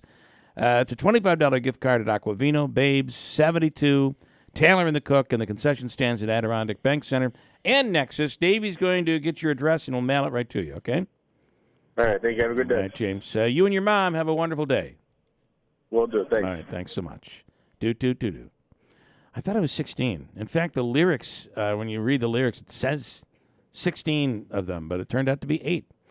Good morning, Celeste Friend. Good morning. Can I just morning, well, Bill. not Good for morning, you. Celeste. I'm Manansky's sorry. stepping in. No, can I just quickly share a couple of comments to put a Sure. bow on the last Yeah. segment. Okay. Kevin in Utica says, I'm horrifically allergic to mold. I've been at the Wynn Hospital since April of 2022. I've had 0 issues. Yeah, I mean, listen, I feel if there are too many people for Dr. Hall to come on. This is the problem we live in today. People don't believe when someone says something. And for him to unequivocally, that is a rumor and absolutely not true. Now, I got to tell you, to get rid of mold, I had it in my house, and I couldn't. I did everything. You get sprays. I was using Clorox. I couldn't get rid of it. And it was from a construction job that we had, and water leaked down, and I didn't see it. It was behind our furnace. One day I had just had it. Every day I would go in, it would smell too. It has a smell to it, which probably isn't good to breathe in. I finally had to cut out the sheetrock and then expose it all. Then I doused it in Clorox, and it finally killed it. But it's hard to get rid of. Let it dry out. That's the. You have to let it dry. You got to put a fan on it and let it dry. But he's saying 0, not true. Svetlana in Utica says, I was just at the Wynn Hospital yesterday. It's amazing. Kudos to all who were planning the hospital and to each of them who is working there tirelessly. Awesome. In studio right now, she's running for mayor. If she becomes the mayor of Utica, she will have to be dealing with the new hospital downtown because it will be opening up just before Election Day. Celeste Friend, good morning. Good morning, Bill. It's really beautiful down there. It's coming together now that it's sort of looking less and less like a construction site. You know, they've put some of the landscaping in, et cetera. It's really looking like a hospital. It's wonderful. Okay, so obviously yesterday there was a lot to unpack from yesterday with Samantha Colosimo, and I'll let. Do you have specifics here about a fundraiser? Well, yes. So the fundraiser. I guess. Can someone else mention something to me? And I think you mentioned this before that Keeler appears on her.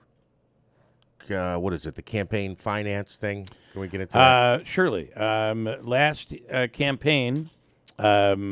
Celeste had a problem. Your campaign, I do not do her work, but her person had a problem getting stuff on YouTube. Right. So getting stuff on YouTube, and there are certain we produced all of our own materials. We're really lucky to have some very talented people on the team, but you helped us get things up. They were unable to do it. So it was placed through my company. I had nothing to do with any of it except for placing it. Right. So correct. So do I have a horse in the game? No. Okay. I wanted to get to that before, like the mold thing it started to grow and spread, everybody started thinking. I think when Celeste said, "Are you able to? Could you place this? If I place this, because we didn't know how certain things worked, and because it's not easy since the Trump campaign, since all of that stuff with Trump, even before Trump, Hillary." With the online stuff, they changed all their rules. It's very difficult. But I remember saying to her, "Oh, great! This will be on your financial report." Yeah, and it is because we disclose everything on our financial report. We even disclose the state law is that only when somebody gives you 100 or more do you have to disclose them. We actually disclose all financial donations. So. And beyond that, just for the record, that means she placed money with me that ended up being placed on social media. So. Correct. Okay. Thank you. So, obviously, the topic of part of the show yesterday was the New York Progressive Action Network is hosting a fundraising event in Brooklyn for Utica mayoral candidate Celeste Friend. This is a group that, right here on their website, NYPAN believes all who reside within the United States must have fair terms of work, residence, health care, and education. NYPAN supports sanctuary cities and would like to see New York become a sanctuary state. Talk about NYPAN, and I guess we'll start there. So they're a group in New York City that offered to host a fundraiser for myself and another candidate. So it's a joint fundraiser down in Brooklyn. We're going down next week. It hasn't happened yet. I heard that somebody said I was down in Brooklyn over the weekend and made $100,000. Who's the other candidate, by the way? Sweet. His name is Maurice Brown, and he's running for the county legislature out of Syracuse in Onondaga County. Yeah. So I guess the question is, by taking money from a group when you don't know how much it's going to be. Well, I'm not taking money from the group. I'm taking money from people who attend their fundraiser. So it's a fundraiser to which they invite people in on their email list. From New York City and around. Now, but here's what I'll say: are they making checks out to you, or are they making checks out to the organization? I'm pretty sure that they'll be making checks out to me. Okay, Yeah. all right. I've never done that kind of a fundraiser before, where it's more than one person. But I'm pretty certain that the money will be coming directly to me. And was there conversation? Did you have to fill out a survey about your beliefs, your political beliefs, or anything like that? No. And here's what I'll say in general. If I am only supposed to work with people and groups with whom I have 100% agreement, that's going to leave me alone in a room. So that's not how politics works. It's not how politics should work. I'm going to work with anybody in this city who wants to move the city forward. Is there anybody that would, what are their beliefs? What is this group? What do you disagree with that this group believes in? Well, I clearly disagree with the sanctuary city bit, and I've said that pretty publicly. I don't think Utica should be a sanctuary city. I believe what we need is comprehensive immigration reform, and that's on the federal government. And I would call on leaders in both parties to get that done.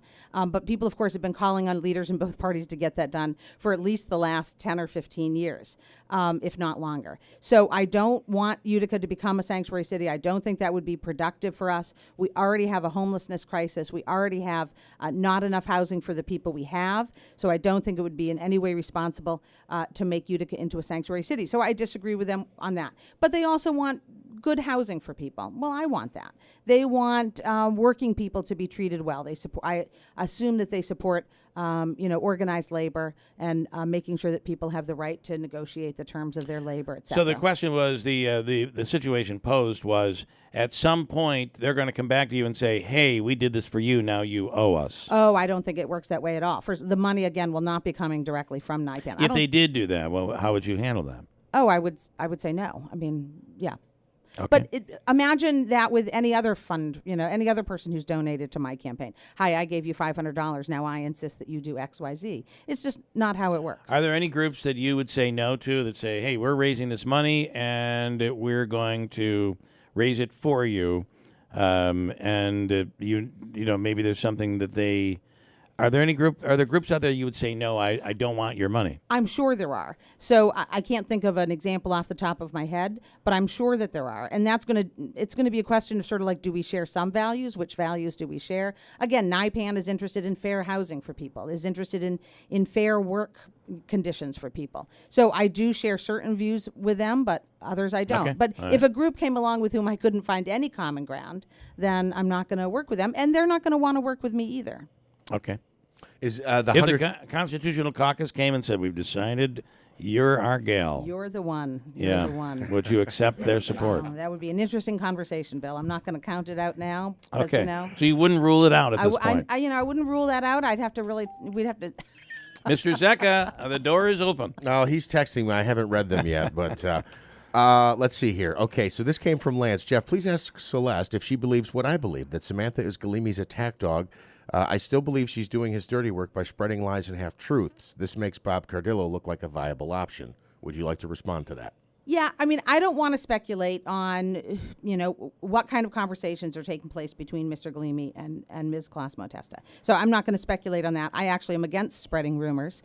So I don't know. I think if somebody were associated with my side and was attacking Mr. Galimi in the way in which Ms. Classimo Testa is attacking me, I would be publicly out there disavowing myself. But that's up to Mr. Galimi. She is going at you pretty hard. Yeah, she's really, she really doesn't like me. All right. Can you talk about endorsements? I believe she raised this on the program yesterday, that State Comptroller Tom DiNapoli has endorsed you. And also, is it the... Well, she said that nowhere can she find the endorsement. She's questioning the endorsement by DiNapoli. That's not how it works. I mean, how foolish of a person would I? So what is she supposing? That I've just kind of made it up? Yes. Okay, next coming is, it's going to be the president of France. I just want to give you a heads up. The president of France is going to be endorsing me shortly, but we will translate it so everybody can understand it. Are you saying that it is absolutely real? It is. Of course it is. Okay. So it would be quite foolish of me as a public figure to go around making these things up. I'm not quite sure why she finds it so implausible. I have known Tom DiNapoli for a while. He's the New York State Controller. He's done a lot for Utica. So I've met him on several occasions. And when I was at an event with him in the spring, I had a good long talk with him and asked him if he would endorse, and he said he would. And then there were sort of some back and forth emails in which we settled on a quote. I proposed a quote. He came back. So you have a quote from him. I have a quote from him, and we put out a press release. Okay. And that's how it works. I want to ask you one more on endorsements. Yes. UTA endorsed you, or the state teachers union endorsed you? So NYSET endorsed me, but that implies that UTA endorsed me. UTA does not, the way that they work, and I think different unions work differently, UTA doesn't endorse on their own. They ask NYSET to endorse on their behalf. So if you look at my press release about that, the actual quote is from our local president of the UTA, Scott Rogowski. UTA is, in a sense, a local of NYSET. So the statewide union endorsed me because the Utica Teachers Association supports me. So I was told that there wasn't a vote among the teachers. That's what I was told by actually two teachers. I don't think there ever is for union endorsements. Yeah, I don't know how this works. Can you explain what your understanding in fact, is? It'll happen often when a union will endorse someone and members of the union say, "What? I don't agree with that." But I'm sure there are teachers that don't support you. But I'm sure there are some that do. I'm sure there are. It's a large group, but there are plenty who do. Right. I don't know that they actually. Tim, do you know the answer to that? I don't think they vote on it. I don't think they vote. No, That's a committee. The deal with being in a union is you accept their correct. Whatever comes. And it would not be the first time that we've heard someone say, or members of the union say, that doesn't represent my beliefs, and but that's what happens when you're in a union. The union endorses, not each individual member. Right. I screened before the NYSET endorsing committee. Okay. They chose to endorse, but clearly there was lots of consultation between the local UTA. WIBX Utica Rome, it's 8 o'clock. I'm going to keep going because I do want to get into, she's extremely, when I say she, we're talking about Samantha Colosimo-Testa, councilwoman, extremely critical of you when it comes to the taxes. And I'll let you give your answer as to how those taxes relate. But then she provided a piece of a document to Manaski that shows a list of times. I'll let you describe the list because I haven't seen it. It's a list of things where there were either liens or judgments against you over the years for late payments to whatever, mostly government, I would think, municipalities. Do you know anything about that? Is that true? I'm not sure. I'd have to see those documents. Okay. I was late with my property taxes, city property taxes last year. And how long was that? You were about a year late, or I think less than a year, but it was the previous year's taxes. And as soon as Sam, in fact, brought it to my attention, I dug out the bill from my desk and went down to the city hall and paid them in full. I'll ask, do you pay those bills or does your partner pay those bills? I pay those bills. Okay. All right. I pay. It's unfortunately my city taxes, city, school, county, all of those taxes are they're actually the only bill I pay in that old-fashioned way of writing out a check. Everything else, my phone and electric and all that is directly debited. So I used to, there was a time in my life when I had this very firm habit of on the first of every month sat down with all the paperwork and sat there and wrote out checks. Yeah. And I don't do that anymore because most of my bills are paid directly, directly debited out of my checking account. And I find that embarrassing. I'm not proud of the fact that I paid my bills late, but I also don't think it's in any way disqualifying, and neither did the voters in the primary election. I'm sorry. I'm battling back comments on the bill works for Celeste here. I'm trying to bring it on. I mean, I don't. I absolutely don't. And we're going to have to really talk about your work schedule if that's true, because I'm just you work for me, and I think that we need a little bit more discipline around the office. The fact is that I do work for candidates. I do not work for Celeste. I did a transaction for her because she was unable to do it, and I made 15% on that transaction. Sweet. So it is what it is. Again, if someone walks up to you and says, "I want to spend money with you," and it has nothing, I had zero to do with the content, with anything to do with her campaign whatsoever. Never been to a meeting. Not that that even matters. If you had hired me and I had accepted the job, I would gladly, proudly say that I did, but I did not. Right. And in this case, have I worked for a Democrat? I proudly say I've worked for judges, and I've worked for Sheriff Rob Mayoral, and did during that campaign. That was my job during that campaign. You know, But one of the again, if someone came to me and said, "Hey, I can't do this. Do you know how to do this?" And I did it. So I'm going to show up on the report. I knew that was going to be a question. It is what it is. The thing that's so frustrating to me about all this conversation is, you know, we are out talking to people in neighborhoods and communities across the city all the time. None of these things are the things that people want to talk to me about. They want to talk to me about when is their road getting paved. They want to talk to me about, yesterday I was over in West Utica because somebody said, you know, an awful lot of stop signs are on these tire donut things. So I drove to his house and I was like, ooh, yoy, a lot of them are on these tire, like, what can we do about that? What can we do about public safety? How do we make sure that kids have healthy, safe, fun things to do after school, before school? Those are the things that the people of Utica are concerned about. They're concerned about basic questions of livability. They want their government to be transparent to them. Never once have I, at a door, had somebody complain that I paid my taxes late last year. I'm going to ask you with more here. And then, I'll break and we'll come back and do a little bit more before we bring on another opponent who we didn't even know was in the race. All right, so this is from Samantha Colosimo Testa's Facebook page. I'll turn this here. I have messages popping up here with more accusations, but let me close out this window. Samantha Colosimo Testa, Utica Councilwoman Road. Dear Comptroller DiNapoli, I'm writing this email as a concerned taxpayer and representative of the City of Utica. I've recently been made aware of your endorsement for a City of Utica mayoral candidate, Celeste Friend. I find it extremely concerning and alarming that someone of your background would endorse a candidate that has not only been delinquent on her taxes, but has also had a history of not paying her bills. I've attached several documents that show that Celeste has not only invaded her I think she means evaded her taxes in the City of Utica for well over a year, and not the first to evaded instead of invaded. So it says invaded? It says invaded. Tax invasion, it's a real problem in this country. Okay. I send this email not only with disappointment but concern for your office that you care to only support her because she is a Democrat. I've represented this. Okay, so you get the gist of her email. Did That's she send the document. that email to Mr. DiNapoli at his government email? There is an address right there. I'm not sure exactly what it says. Yes, osc.ny.gov. It was a personal endorsement, not a government one, right? Is that what you're saying? No, what I'm saying is she's talking to him about a campaign on his government email.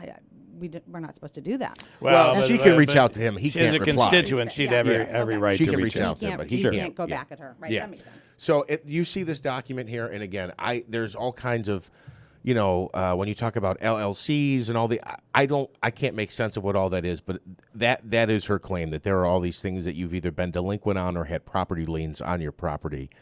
And should a mayoral candidate with all these property liens and who can't pay her, again, paraphrasing, can't pay her taxes on time, be running for mayor? That was the allegation. Right. Right. So it says your name, City of Utica Comptroller. It looks like you see there's those abbreviations: miscellaneous recorded, miscellaneous file, civil index number. This one looks like a lien. Some of those were in New York State Department of Taxation and Finance. So I owned a small business that has pretty much folded because of the pandemic. In essence, I'm going to assume that some of those were late sales taxes, perhaps. Or sales taxes, sales taxes are much like, it's sort of like financial disclosure. You submit them, and then you get a report back saying, okay, you had this error or that error, and you're given 60 days, 90 days to fix those errors. You're saying that's what those are? I'm speculating here. Okay. Because the New York State Department of Finance and Taxation those are the people who collect sales taxes. And I paid my sales, you collect sales tax, and then you have to pay them periodically. It's very hard to understand. Okay. Let me break and we'll come back and get into this just a little bit, if you're all right with that. Sure. Okay. It's 8:07. Hold on tight. WIBX Utica Rome. And we'll come back a few minutes more with Celeste Friend on WIBX. It's truck season at Steep Ponte Chevrolet. If you're in the market for a truck that's like new but don't want to break the bank, stop into Steep Ponte Chevrolet and choose from over 25 certified pre-owned trucks. Test drive a 2022 Chevrolet Silverado Crew Cab 4-wheel drive with only 14,000 miles, or a 2023 Chevrolet Tahoe LS 4-wheel drive with 29,000 miles. With GM certification, you'll get a 6-year, 100,000-mile powertrain limited warranty and an additional 1-year bumper-to-bumper limited warranty. At Steep Ponte Chevrolet, you can find new roads and save. You'll drive with confidence knowing your vehicle's covered. Visit us online anytime at steeppontechevy.com to browse our complete inventory. Steep Ponte Chevrolet, Route 28 in Herkimer. Stop by and see why it's always easy to do business at Steep Ponte Chevrolet, your family-owned and operated dealership. All taxes and fees due on delivery. Must take delivery by September 30th, 2023. Paid actor portrayal. I didn't see it coming. Life can be so unpredictable. After losing my dad, it made me think about my family if something were to happen to me. The mortgage, car payments, and all the other bills. Even things like our annual summer vacation would be out of reach. I had heard about life insurance through Ethos and how easy it was to get coverage. They were right. I knew it was time to stop putting it off and get life insurance right now. I got on my computer and went to ethoslife.com. In just 10 minutes, I was covered. And boom, family protected. Thanks to Ethos, my family won't have to worry about the bills if the unpredictable happens to me. Ethos, fast and easy online term life insurance. Up to $2 million in coverage with no medical exam. Some policies as low as $1 a day. Answer a few health questions and get your free quote at getethos.com. That's GETETHOS.com. We all like convenience, right? ATMs, takeout food, drive-through pharmacies. Now, Bremer's is making it just as convenient to enjoy your favorite wines and spirits with Bremer's to go. It's simple. Place your order at bremerswineandliquor.com or save $5 on your first order with our mobile app. Order before 5 p.m. for pickup the same day. Hey, you can even call us when you get to the store and we'll bring your order right out and load it in the car for you. Now that's convenience. Maybe you're planning a party. Maybe you want to stock up on your favorite wines. Or you just want to save time when you're out and about. Whatever the reason, at Bremer's, we're all about incredible customer service. So when you're on the go, we are too. Order at bremerswineandliquor.com or save $5 with our mobile app.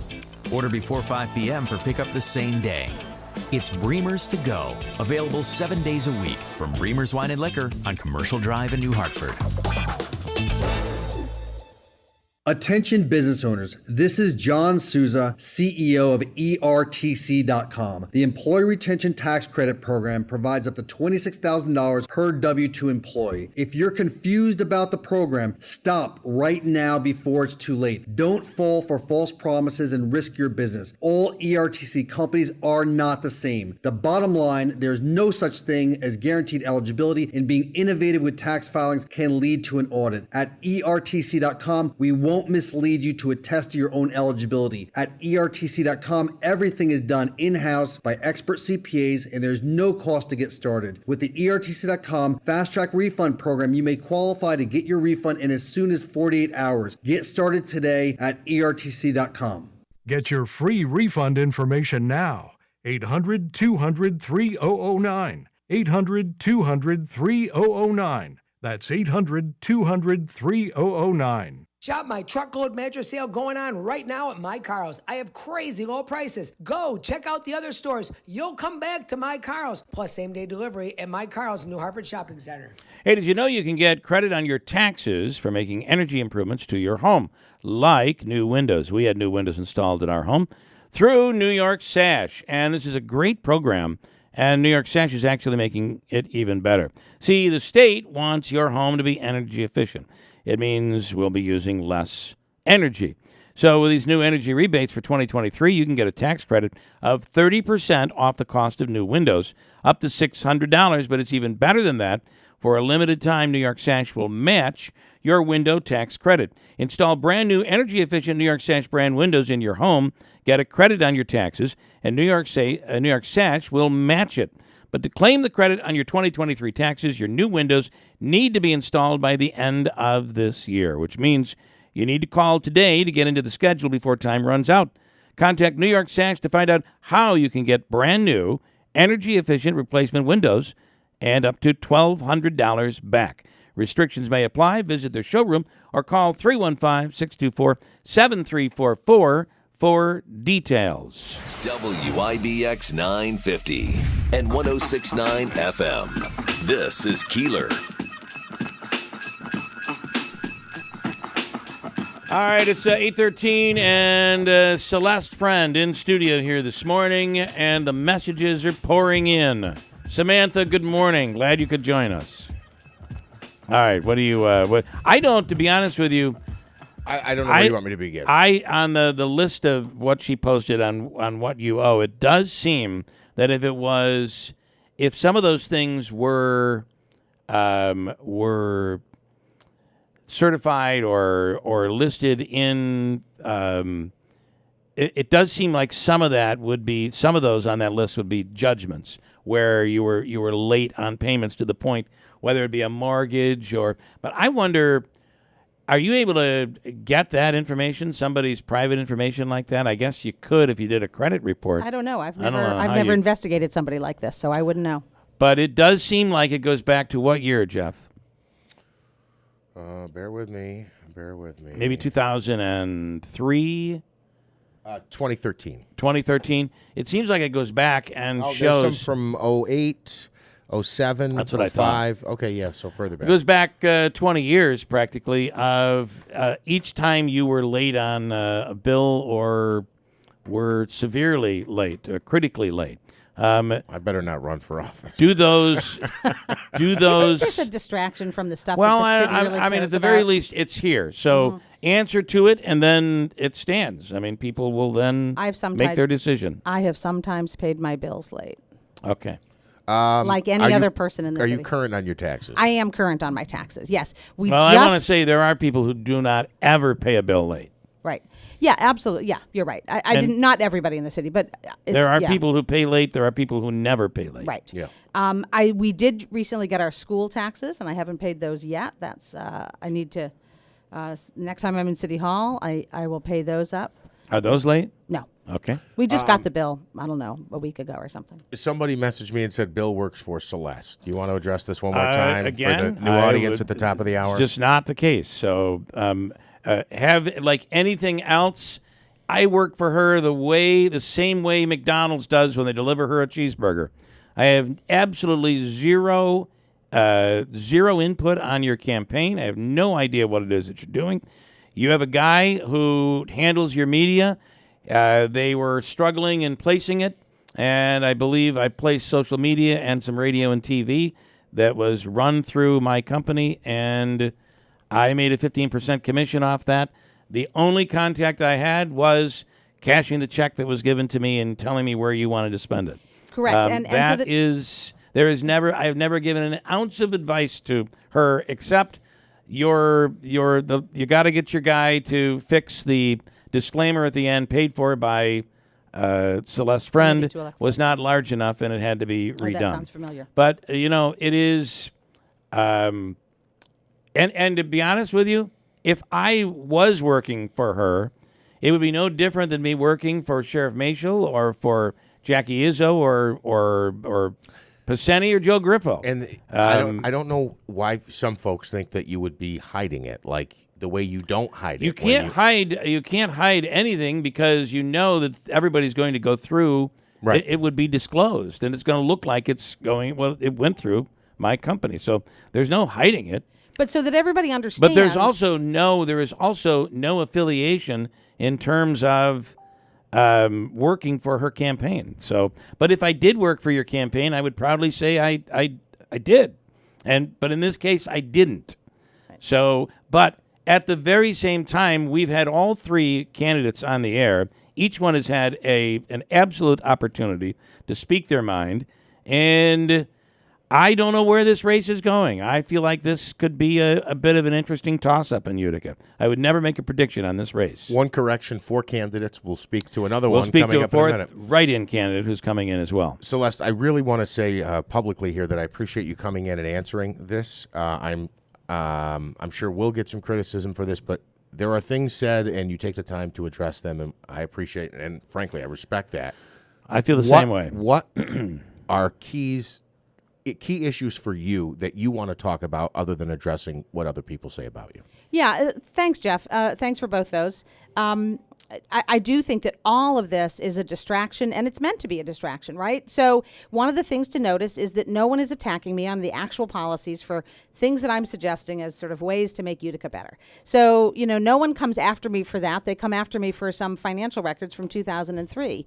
So let's not let ourselves be distracted from the real issues at hand, public safety, our kids not having enough to do after school, flooding, right? Let's not be distracted from those things, and let's not let people distract us from those things.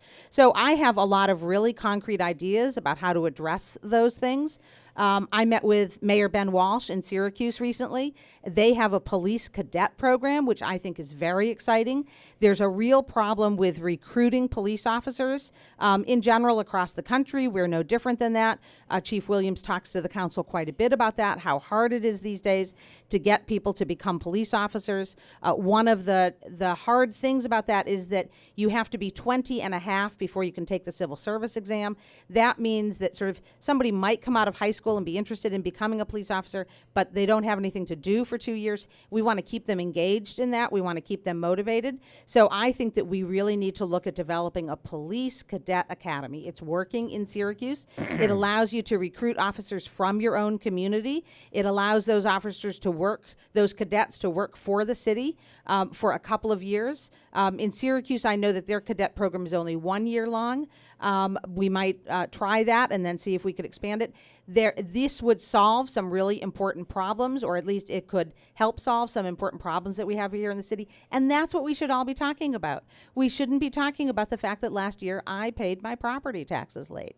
That's a distraction, and it's meant to be a distraction from these other concrete ideas I have that will move the city forward. However, you would say that it's relevant. If you're paying taxes late, that's relevant. You're looking to run a city. That's still, it would be relevant. I guess if as long as relevancy is on a spectrum, it's a little relevant maybe. I'm not sure that it's a deal breaker necessarily, and maybe it will be for some, but it's I think that's relevant. Going back as deep as all the other stuff, I guess she's trying to paint a picture that you just don't pay your bills, but you're going back pretty deep. You're going back to like 2003, 2004. But if you don't pay your bills, and you would not be the only mayoral candidate who's had issues with the same topic, it would be relevant in a campaign. Yeah, I guess. But I do think that it's not the case that, the mayor doesn't get a pile of mail each morning dumped on her desk, and she has to open them up and then write checks and pay them. That's not how the city's finances are run. So is it relevant? Maybe. Is it very relevant? I don't think so. But what's more relevant is that not relevant to the current campaign, but why aren't we talking about the fact that in recent memory, a mayor has now been indicted on six counts of mail fraud? We're not talking about that, but we're talking about me paying my bills a little bit late. We're not talking about We did talk about that quite a bit did, yesterday right. and Friday. Yes, I did. Technically, we really were one of the weren't. only outlets to break that story a year ago. I didn't mean you weren't, but it's just frustrating to be sort of constantly having people try to bring me back to these things that are not actually, as I say, relevant to how we move the city forward through, better policing, smarter police policies, flooding mitigation, making the city more livable, giving people easy access to city services, et cetera. Those are the things that really matter to people out in the neighborhoods. Not, as I say, not a single person has brought this to my attention. Not a single voter has brought this up. This is one of those distraction issues that political people like to have amongst themselves, and it's actually quite divorced from the concerns of everyday citizens across the city of Utica. Two things quick. If the Common Council came to you and said, we're going to go back to 3 lanes on Genesee Street, would you sign that bill? Yes, I think I probably would. I think that because the evidence is so recent, right? So the evidence from engineers, from the Department of Transportation, from Public Safety is all quite recent. So I think if a lot of circumstances had changed, maybe not. But since we dealt with that so recently, probably. If the Common Council came to you with a bill that said, here, we're supporting a sanctuary city, would you sign that bill? No. Okay. You realize the complete streets is probably one of the more controversial things in Utica in quite some time, although that's shocking to me, but it is. Again, it was the way it was handled, though. Yeah. I don't think it was the road pattern that people... But you do realize that saying yes to that is a deal breaker for some people. Sure. Look, I'm not going to sit here and never say anything that's a deal breaker for somebody, right? So that's just not the way to proceed. Okay. One of the ways in which I think it could have been handled much differently, I said a moment ago, better access to city services. Part of what that means also is simply better communication with the city about what we're doing and why. I think that we did not do a great job of communicating to all the people who drive up and down Genesee Street about why we were changing it, why it would benefit them, why it makes the street safer, why it makes it better for all the people who live downtown, of whom there are a lot. The rollout certainly was terrible. And let's not forget that Samantha is the one who initially introduced this under different circumstances. The concept, but not that The design. concept, Yeah. under different circumstances. So this is something that everybody tended to agree with, but the rollout on this and the way this was done, especially just before the hospital, and the hospital's not even open, I think was a real disaster. I would absolutely roll it out quite differently. One of the things that I'm really committed to is telling people what we're doing, why we're doing it, giving them advance notice, having public meetings so that people can get their questions answered. One of the problems with the rollout is that we weren't able to coordinate with the DOT such that we could have changed the lane configuration on North Genesee as you come into downtown, as you're driving south. Literally, that would have simply meant repainting one arrow, but we didn't coordinate with them. And so that made us a rougher transition than there had to. If you become mayor, will you reintroduce the concept of complete streets? I don't know yet. I don't want to say yet. But I certainly believe that complete streets in general, all the evidence points to it being safer and better for people, better for downtown. Okay. I'm not gonna actually put a pin in that. All right. And Smitty came in, put the sticky note on me. A listener called and would like to know your plans about St. E's. I think people should understand it's not like you or whoever the next mayor is can come in and go, here's what we're doing with St. E's, right? There's a lot of factors and interest involved there, but your thoughts on St. Elizabeth Medical Center. So the city, in conjunction with the county and MVEG and MVHS, all came together as collaborative partners and hired a firm, a very specific kind of firm. They're out of Buffalo. I want to say Rupp Pfalzgraf. They have... They are a firm that does nothing but come up with redevelopment plan for former hospital sites. So very specific. They are, again, we're paying them, and by we, I mean county, city, MVHS, MVEG, to come up with a plan that we can then sell to a developer. So, and that firm is made up of 5 separate firms who do different things, like the infrastructure part, the architectural design part. One of those parts is community engagement. So this process of figuring out how best to redevelop St. E's will absolutely include community engagement, community meetings, especially, of course, with the people who live up and behind and around St. E's. So Ballantyne Bray, Douglas Crescent, Proctor Boulevard, those are sort of the surrounding streets. I think that St. E's, I know a lot of people are worried about it. I get that. I think that's reasonable. But I also would encourage people to look at this as an enormous, hopeful opportunity. We are going to have to be able to redevelop some residential neighborhoods, create whole new residential neighborhoods in South Utica, the most desirable part of the city, and that is going to be incredibly beneficial for all of us. We have, we hear it all the time from realtors. People, young professionals moving to the area want to buy in South Utica, but there's so little housing available, they end up settling in New Hartford. This is going to give us an opportunity to develop single-family homes, amongst, including other kinds of housing options. Yeah. Right. So enormous opportunity, and that we should all be really excited about. We're a little landlocked city. I love our size. I love the fact that we're 17.2 square miles, but that limits us in certain ways. This is an enormous opportunity that we will not see again for a generation. Any other comments? I have a few. Just before we let you go, We're I'll gonna have to throw make up you a co-host here or a something. few I'd more love here. that. Unfortunately, very busy lately. Let's see. Mike says, it seems like Celeste is a woman with a lot of great ideas. Unfortunately, these financial issues may make her a flawed candidate. I'm just saying this is what's coming in. She's a Democrat at the mayor, and the mayor is a Democrat. Is the mayor endorsing you? He has not yet. I certainly hope for his support, but he has not extended that yet. I have a very good relationship with Rob Palmieri, and I very intentionally developed that because that was how I could best serve my constituents in South Utica, was by having a good relationship with the mayor. Rob says, Dems hate police. I do not hate the police. I'm really glad, actually. Thank that listener for sending that in. She said thank you. Rob, thank you. I don't hate the police. I've said it before, happy to say it again. I'm incredibly proud and grateful for the police department that we have, which is enormously professional, dedicated, committed. The leadership under Chief Mark Williams is something that we should all be very proud of, grateful for.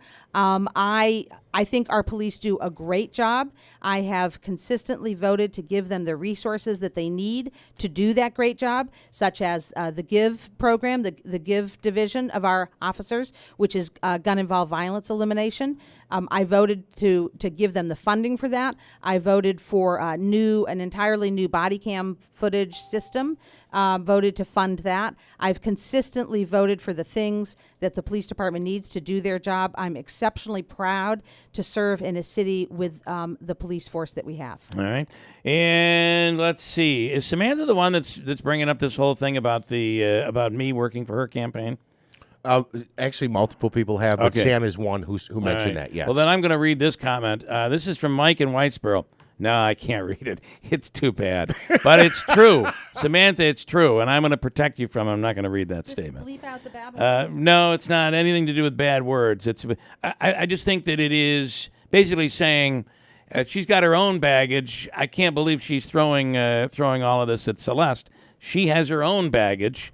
It's the pot calling the kettle black is basically, but without getting into specifics, I'm not going to go down that road. Sam go down to the city and have a big fancy fundraiser with Naipan? I don't think she has, to be honest with you. And is that it? I've got 1, 2, 3, 4, right, 5, go ahead. 6 more came in. I'm only going to ask one more. What happens if the governor says we're using the former St. E's and St. Luke's to house migrants? What's the plan for that? I don't think the governor can do that. Throw them all in. I don't think the governor can do that. Nobody. This is I don't know where this came from. This rumor has been floating around for a while. Nobody that I know is suggesting that. I have heard no one suggest that. That St. E's be used for the. That St. E's. Believe me, I would think tell this you. is becoming a scare I would tactic. tell you though that would be something they would love, right? Who's they? But the mayor of New York City and the governor would love that opportunity to put them here. But you have the county executive who's issued an order that there will be none. We're in the early stages of redeveloping St. E's in a way that is going to benefit Utica for generations to come. That would be horrific to do to St. E's. We would cut it off at the kneecaps by using St. E's in any other way is just not good. And you would say no to that. I would say no to that. Okay. You want me to keep going? Yeah, keep quickly and then we'll move on. Lance says, let me guess. Yeah, you've got multiple messages from Samantha today, but none from Mike Galimi. Michael Galimi does not typically message the show, but yes, we did get several messages from Sam. And Mike has not. Now, Samantha's been tough, but Mike has not by any means. Well, that's his whole thing about she's his attack dog. A negative campaign. Okay. And as neither have I. Okay. Patty, New Hartford. What does Miss Friend do for a living? Is she local Oneida County native? Where did she grow up? I know we've covered this before, but a brief history on. I grew up outside of Boston. Went to UMass Amherst, and then did some graduate work in New York City. Spent several years in Ohio, and landed in the Mohawk Valley in 2002. So I've lived here ever since then. I have had carpetbagger. Currently, I resigned all my positions in order to run my campaign full time. There's a big risk there, right? If I lose the election, I don't have work at the moment, and I'll have to sort of rebuild things. But until this semester, I have been a teacher up at SUNY. So a college teacher up at SUNY. That was my mainstay of my work for the last 15 years. I did decide to resign from that position because I really wanted to devote myself full time to running for mayor. Big Honey. As a landlord, people like Friend are our worst nightmare. Hawk in Utica, what's her credit score? Don't answer that. And Rose in Utica says, Samantha. Well, if she wants to answer. I don't know. I don't know. Okay. Rose in Utica says, Samantha sounds so desperate and clearly frightened that Celeste is on her way to becoming our next mayor. Okay. Thank you, everyone, Carl for the comments. says, isn't it true you did a commercial for Dave Gordon once? That is What? Yes. He was running and he came to me and he's like, I've got $500. Would you do a commercial? And I produced it. This was a long time ago, back for when what? he For what at the he time? was running for assembly, and I think he was running against Dave Townsend at the time. And I'm like, yeah, I'll produce it. This had to be 20 years ago. I am stunned. I did not know that. Yeah. Now, if he were to ask me I today, love this. the answer would be, "You got to be kidding me." That's what I would say. Yeah. I love this. Thank you for that, Carl. That was wonderful. Trivia about Bill Keeler. Let's leave me out of it, please. By the way, I did it again. Man, I did it again. We have some cash you could walk away winning here today, and Yes. there's a cash code. Your Keeler cash code for the 8 a.m. hour. That you need to put in on the website. 141 is the code this hour. 141. Win some Keeler cash. Got a break. Again, the truth of the matter is, though, I give you a lot of credit for sitting here because every time you come on this program, you get pelted by our listeners. So, but here's I why have not seen a candidate scare people so much as you have. But here's why I'm willing to. And I think I told you from the very beginning, people feel that you are going to, when you get in, you're going to become ultra liberal and it's going to be damaging for the city. People feel that way. Can we just say some people feel that way? I'm saying there are people in our audience Sure. who are very vocal that feel that way. Right. But I would argue a very much a minority, right? But a very vocal minority, absolutely. Well, we'll find out. We will find out. But of course, there's evidence already. I did quite well in the primary, so there's already evidence that I have some pretty widespread appeal, at least as evidenced by the primary election. The reason I keep coming on is it does give me the chance to dispel these, what I'm going to say are actually kind of ridiculous rumors. Sometimes they really get to the level of ridiculousness. Fair enough, Plus, but I like you. I would say though, to be fair, if we let you come on every time you wanted to come on, it would be too much. But yeah. Yeah. So, but I enjoy this. We appreciate it. Listen. But I'll see you tomorrow, same time. You learn. You learn from people you might disagree with, and I feel it's so important to communicate and to ask questions, whether they're tough or easy. It's important to be able to be there to answer the question, and that we greatly appreciate. Absolutely, and that's a quality of a mayor, right? So should be. If people think I'm getting pelted now as a candidate, imagine what life's going to be like as a mayor. And if I'm not able to talk, engage those people, talk back with those people, engage them in conversation, I think that would be pretty disqualifying. All right. Fair enough. Celeste Friend, thank you. The Falcon You're Clinic in Washington Mills is accepting new patients. The Falcon Clinic is the area's premier osteopathic medical clinic. Here's something that there's no arguing about. You know that a healthy body, allowing your body to work properly, is probably the best defense you have against illness, even more so than modern medicine. Now, when you combine the two, it's amazing what you, as a human being, can accomplish. That's really the osteopathic approach. That's Dr. Chmielewski, Dr. Zielinski. Also at the Falcon Clinic, under the very same roof, Dr. Kosminski, who does acupuncture and counseling. It's all there, many needs, many services under one roof at the Falcon Clinic, including, are you in need of a new family doctor? They have you covered. Call today. They're accepting new patients. 315-507-4751. FalconClinic.com is the website, the Falcon Clinic in Washington Mills. And Mike in Whitesboro, I'm sorry I didn't read your complete comment. I just thought it was a little too much. And I'll leave it at that. I'm not saying it's not true, but it was a little too much. 8:37 at WIBX.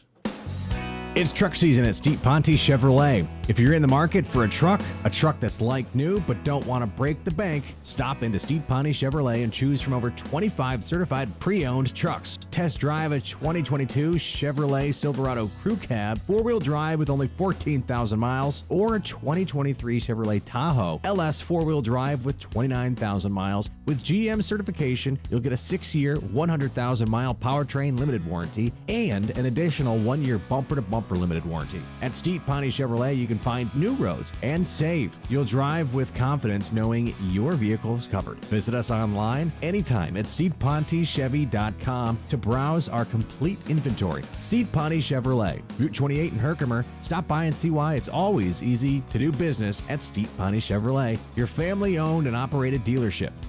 All taxes and fees due on delivery. Must take delivery by September 30th, 2023. The government is spying on you. No surprise, I know. But did you know the banks are helping them? And did you know that withdrawing your cash from the bank can be very risky? That's right. Let Swiss America educate you about this. Banks are now required to spy on us for the government, and they report any behavior they think is suspicious. You'll be shocked when you read The Secret War on Cash from Swiss America. This new war against cash is really a war against the Constitution, against all freedom-loving Americans. You must read The Secret War on Cash. Get your free copy by calling or texting 800-630-1490. That's 800-630-1490. This war on cash is growing daily, and it also includes all forms of digital money. So please get and read The Secret War on Cash free by calling or texting right now at 800-630-1490. That's 800-630-1490. Message and data rates may apply. You took the first step and quit smoking, but even former smokers may still be at risk for lung cancer. That's why SaveByTheScan.org wants you to know about a new low-dose CT scan that can detect lung cancer early. It takes only 60 seconds and could save your life. You took the first step, now take the next. Visit SaveByTheScan.org for a simple quiz to see if you're eligible and talk to your doctor about screening. SaveByTheScan.org is brought to you by the American Lung Association's Lung Force Initiative and the Ad Council. Urgent Camp Lejeune settlement message. On September 6th, the government announced it will soon begin providing fast, guaranteed settlements to Camp Lejeune Marines, families, and civilians. Awards will range between $100,000 and $550,000, with an option for higher amounts. If you or a loved one spent time at Camp Lejeune and suffered cancers of the bladder, liver, or kidneys, leukemia, non-Hodgkin's lymphoma, Parkinson's, or kidney issues, you may qualify for compensation and could be paid within 60 days after accepting your settlement, with your VA benefits fully protected. You may be entitled to a significant financial award for your Camp Lejeune claim, but you must act now. Call the James Harris Law Camp Lejeune helpline now to get the compensation you deserve. We're already fighting for thousands harmed by the water at Camp Lejeune. Call now or you may forever lose your right to be awarded a settlement between $100,000 and $550,000. For your free evaluation, call 800-214-8822. That's 800-214-8822. 800-214-8822. The government is spying on you. No surprise, I know. But did you know the banks are helping them? And did you know that withdrawing your cash from the bank can be very risky? That's right. Let Swiss America educate you about this. Banks are now required to spy on us for the government, and they report any behavior they think is suspicious. You'll be shocked when you read The Secret War on Cash from Swiss America. This new war against cash is really a war against the Constitution, against all freedom-loving Americans. You must read The Secret War on Cash. Get your free copy by calling or texting 800-630-1490. That's 800-630-1490. This war on cash is growing daily, and it also includes all forms of digital money. So please get and read The Secret War on Cash free by calling or texting right now at 800-630-1490. That's 800-630-1490. Message and data rates may apply. WIBX 950 and 106.9 FM. This is Keeler. Maybe you got lines ringing. Ring it off the hook. Here we go. The official coffee of the Keeler in the Morning radio program is from Daylight Donuts. Chuck Sedella and Daylight Donuts, they have the pumpkin lattes back, along with apple cider donuts. and all of the pumpkin spice donuts as well. It's all there at Daylight Donuts in New Hartford. The drive-through so fast, and the coffee is the best. It's Seattle's best, Manaski's favorite. He likes it black, period. And hot. And very hot. I don't do the iced coffee. There you go. It's Daylight Donuts in New Hartford. You good, Davey? Good? That was pretty wild, right? Mm-hmm. Yeah, holy cow. In studio right now is Courtney Muhammad. He is running. We'd heard there might be a fourth candidate running, and it turns out there is. You are running a campaign, a write-in campaign, right? You got to pull that. You really have to be really close to the mic. Yep. Tilt it up a little bit, and there you go. Boom, there you go. So tell us about yourself, who you are. Are you running as an independent, as a Democrat, a Republican? What are you running as? And is it Reverend Courtney Muhammad? Nah, I've always said to people when they would say minister or reverend, I said I'm just brother. So in the community, I'm known as Brother Courtney Muhammad. I try to stay away from titles because sometimes people want to carry your bags. I carry my own bags. In many cases, in leadership, people forget that first you're a servant. So that's the way I've been taught all of my life from my mother, particularly Carol Crooms. That you are a servant of your community. So that's what I come with. Born and raised, I feel right now like Muhammad Ali, and Obama and Trump all rolled up into one. This is like the young, pretty new guy on the block. I'm not that young, though, not that pretty either. You seem to be Howard Cosell in this thing, well, too. Thank you. But in reality, this is new to some. But to those that are in the community that I've been working with for the last 30 to 35 years of my life, they know who I am. I become the hope, it seems like, of the community that seems to be has been left behind. So what are you for a living? By the way, how old are you? Right, I'm 58 years old. Get the hell out of here. I know. Get out of the studio. You're done. Yeah, November 21st, right? You look like you're about 30, for God's sakes. I'm thankful. I strive to take care of myself. Yep. Yeah, I strive too, but I'm 58. I look like hell. Born and raised, went to Brandegee on the east side. When Brandegee closed, went to Roosevelt in Cornhill. Then went to UFA, a graduate of UFA, left the area, went to Alfred State for engineering. Came back to SUNY IT, SUNY Poly, got my degree in business public management. And I always wanted to be an entrepreneur, so I started a business on Bleecker Street. Some of you remember Big Daddy's, Motherland Inspiration, bookstore, cultural items. Really, big in the community at the time. Yeah. And then continued to do what I did. And then, I don't want to call it a calling, but at a certain point, looking at the condition of the young black and brown people in our community, and then seeing what's going on in our prison system. It's unfortunate in our community, the best program that we had was prison. And it's sad to know that many who have gone to prison, in some cases it turned their life around, and then sometimes you learn more of the wrong things. So I decided to go into the prison ministry. So I spent 20 years in prison ministry for New York State Corrections, had an office in Albany, also in New York City. I was the lead chaplain for my religious body.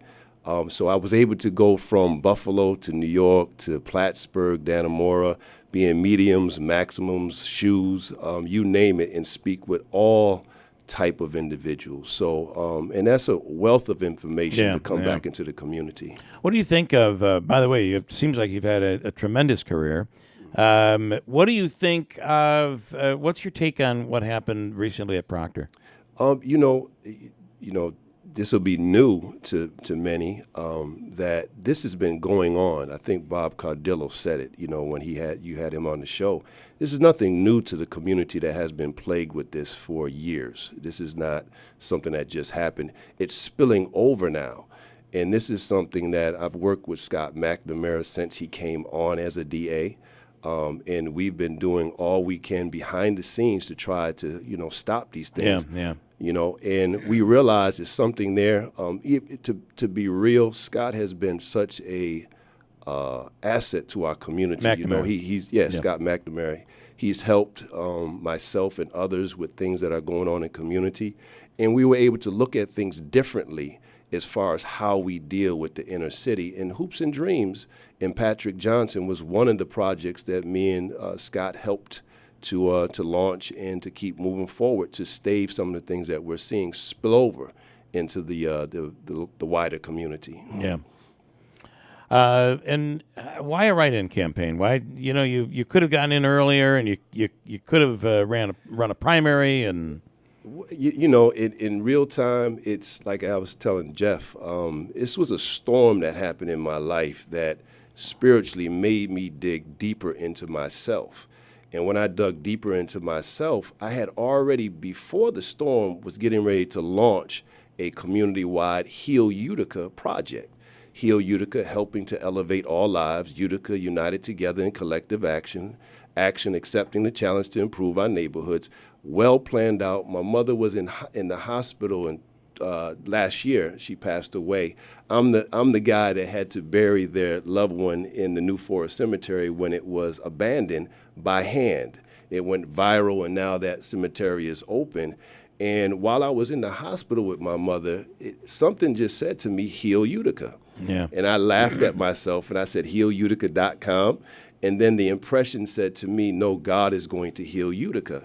There's so many divides that have caused this city to start to die on us. Yeah. Even though we have economic rebirth, the people are dying. So I look at putting people first. So after that storm, something said, you're not going to be able to do what's in your heart unless you do it from a political place. Now, that was always a conflict for me. I just couldn't see what the politics is dirty. But then when this happened, I knew that I can be myself. I can be my authentic self. So writing is right on time. Yeah, yeah. So what would you like to accomplish that maybe other candidates haven't touched on? Well, first of all, it's understood that Rob Palmieri did an excellent job, him and his team, excellent job of turning the city around. Even though I have been out of the scene of politics, I've been behind the scene. And I knew that the city was in trouble 12 years ago. And it wasn't expected that Rob would turn the city around, or his team would, and he has, economically. But what I'm looking at is that the people have not been turned around. So I'm people first. I believe I'm just a continuation of what Rob Palmieri has started, but it has more of a focus on the people. And not just, a certain people that we see, but there's a lot of people that we haven't been really focusing on in politics. So I say, regardless of creed, class, or color, that I'm the guy that is trying to do things for everyone. And I have the ability to communicate, I believe, well with everyone because I was born here. I was raised here.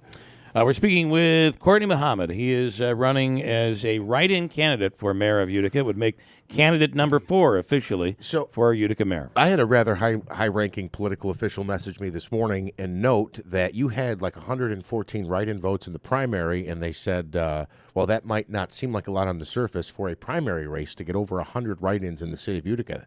They felt like that was significant, and they said that they thought you'd be a player in this race, which might be a surprise to some people.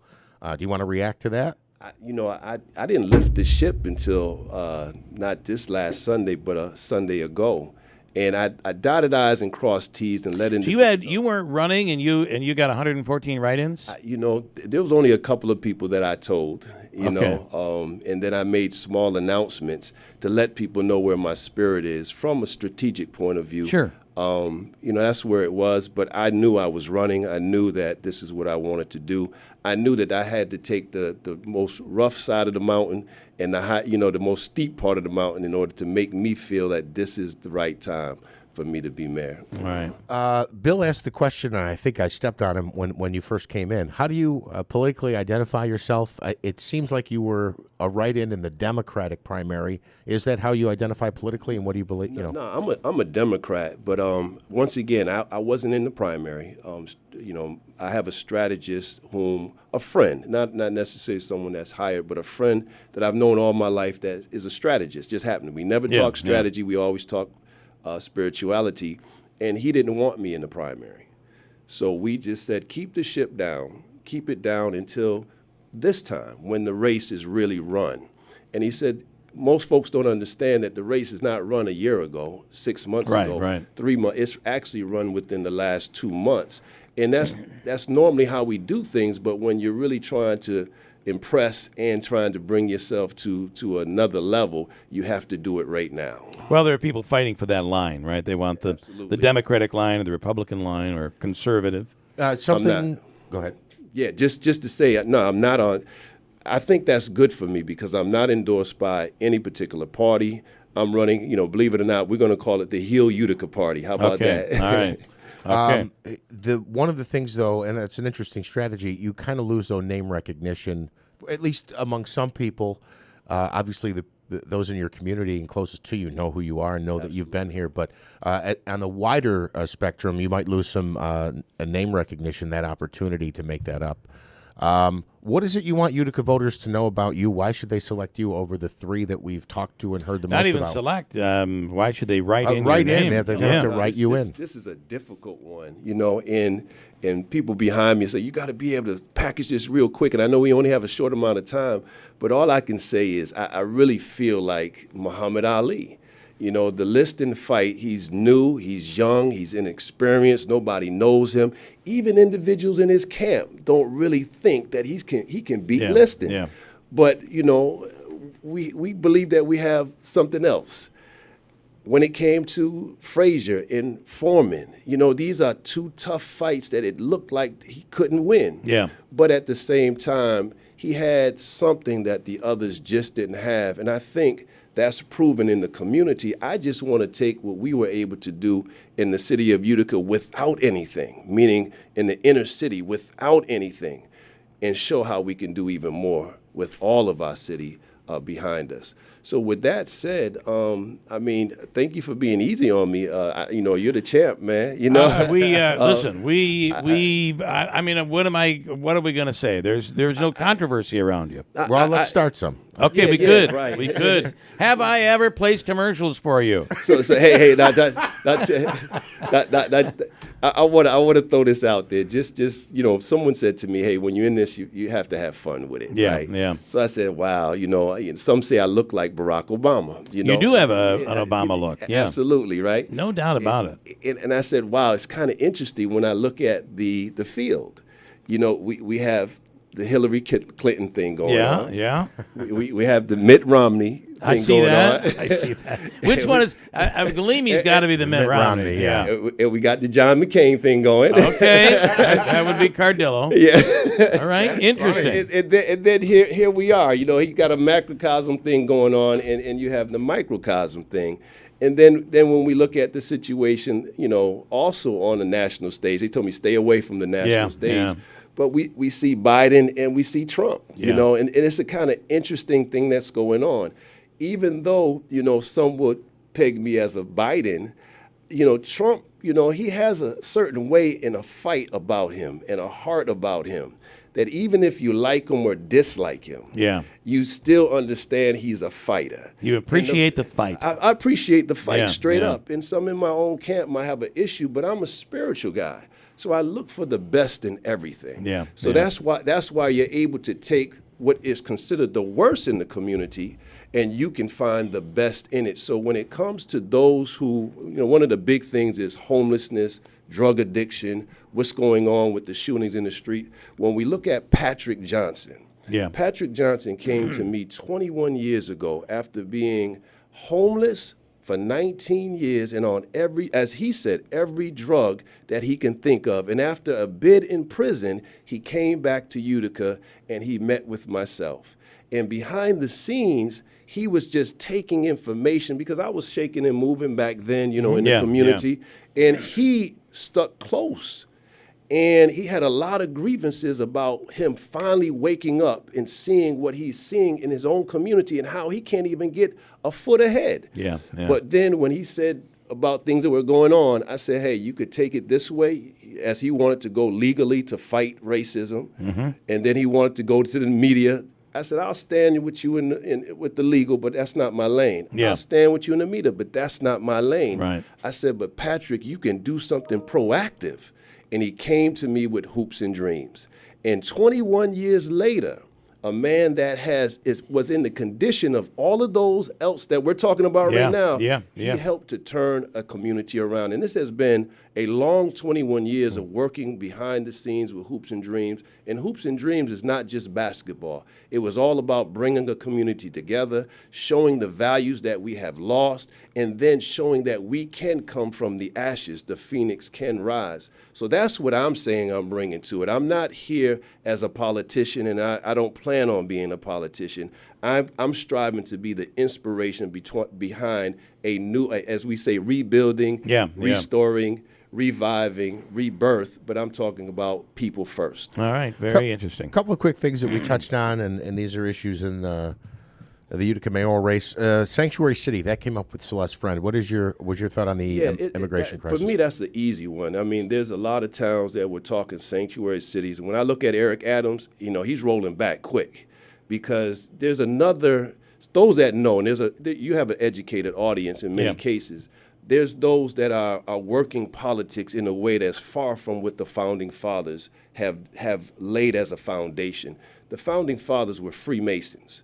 So they had an understanding of freedom of speech, freedom of religion, and they understood life, liberty, and the pursuit of happiness. But you have to have a nation that understands what its sovereignty is. So when you have somebody that has usurped certain political parties and start interjecting spiritual understanding, sanctuary represents the church, represents the mosque, represents the spiritual houses. Now, when you start to say a sanctuary city, and then you have somebody in politics saying that, then you get the mess that we're looking at in New York City, whereas Eric Adams is pulling out his hair. He said it's the destruction of his city. Now, we have a good model here in Utica because we have a city of immigrants that have truly turned, in many cases, my Bosnian family has turned this city around. They really have. My immigrant family, when I go out in the street and talk to I hate people. to do this, but I have like 20 seconds, so you're going to have to wrap it up here. So there's people, I've gone around, and there's many people in this community. The one thing when I ask them, what do you like about Utica, what do you dislike? Yeah. And one of the things they say is the diversity.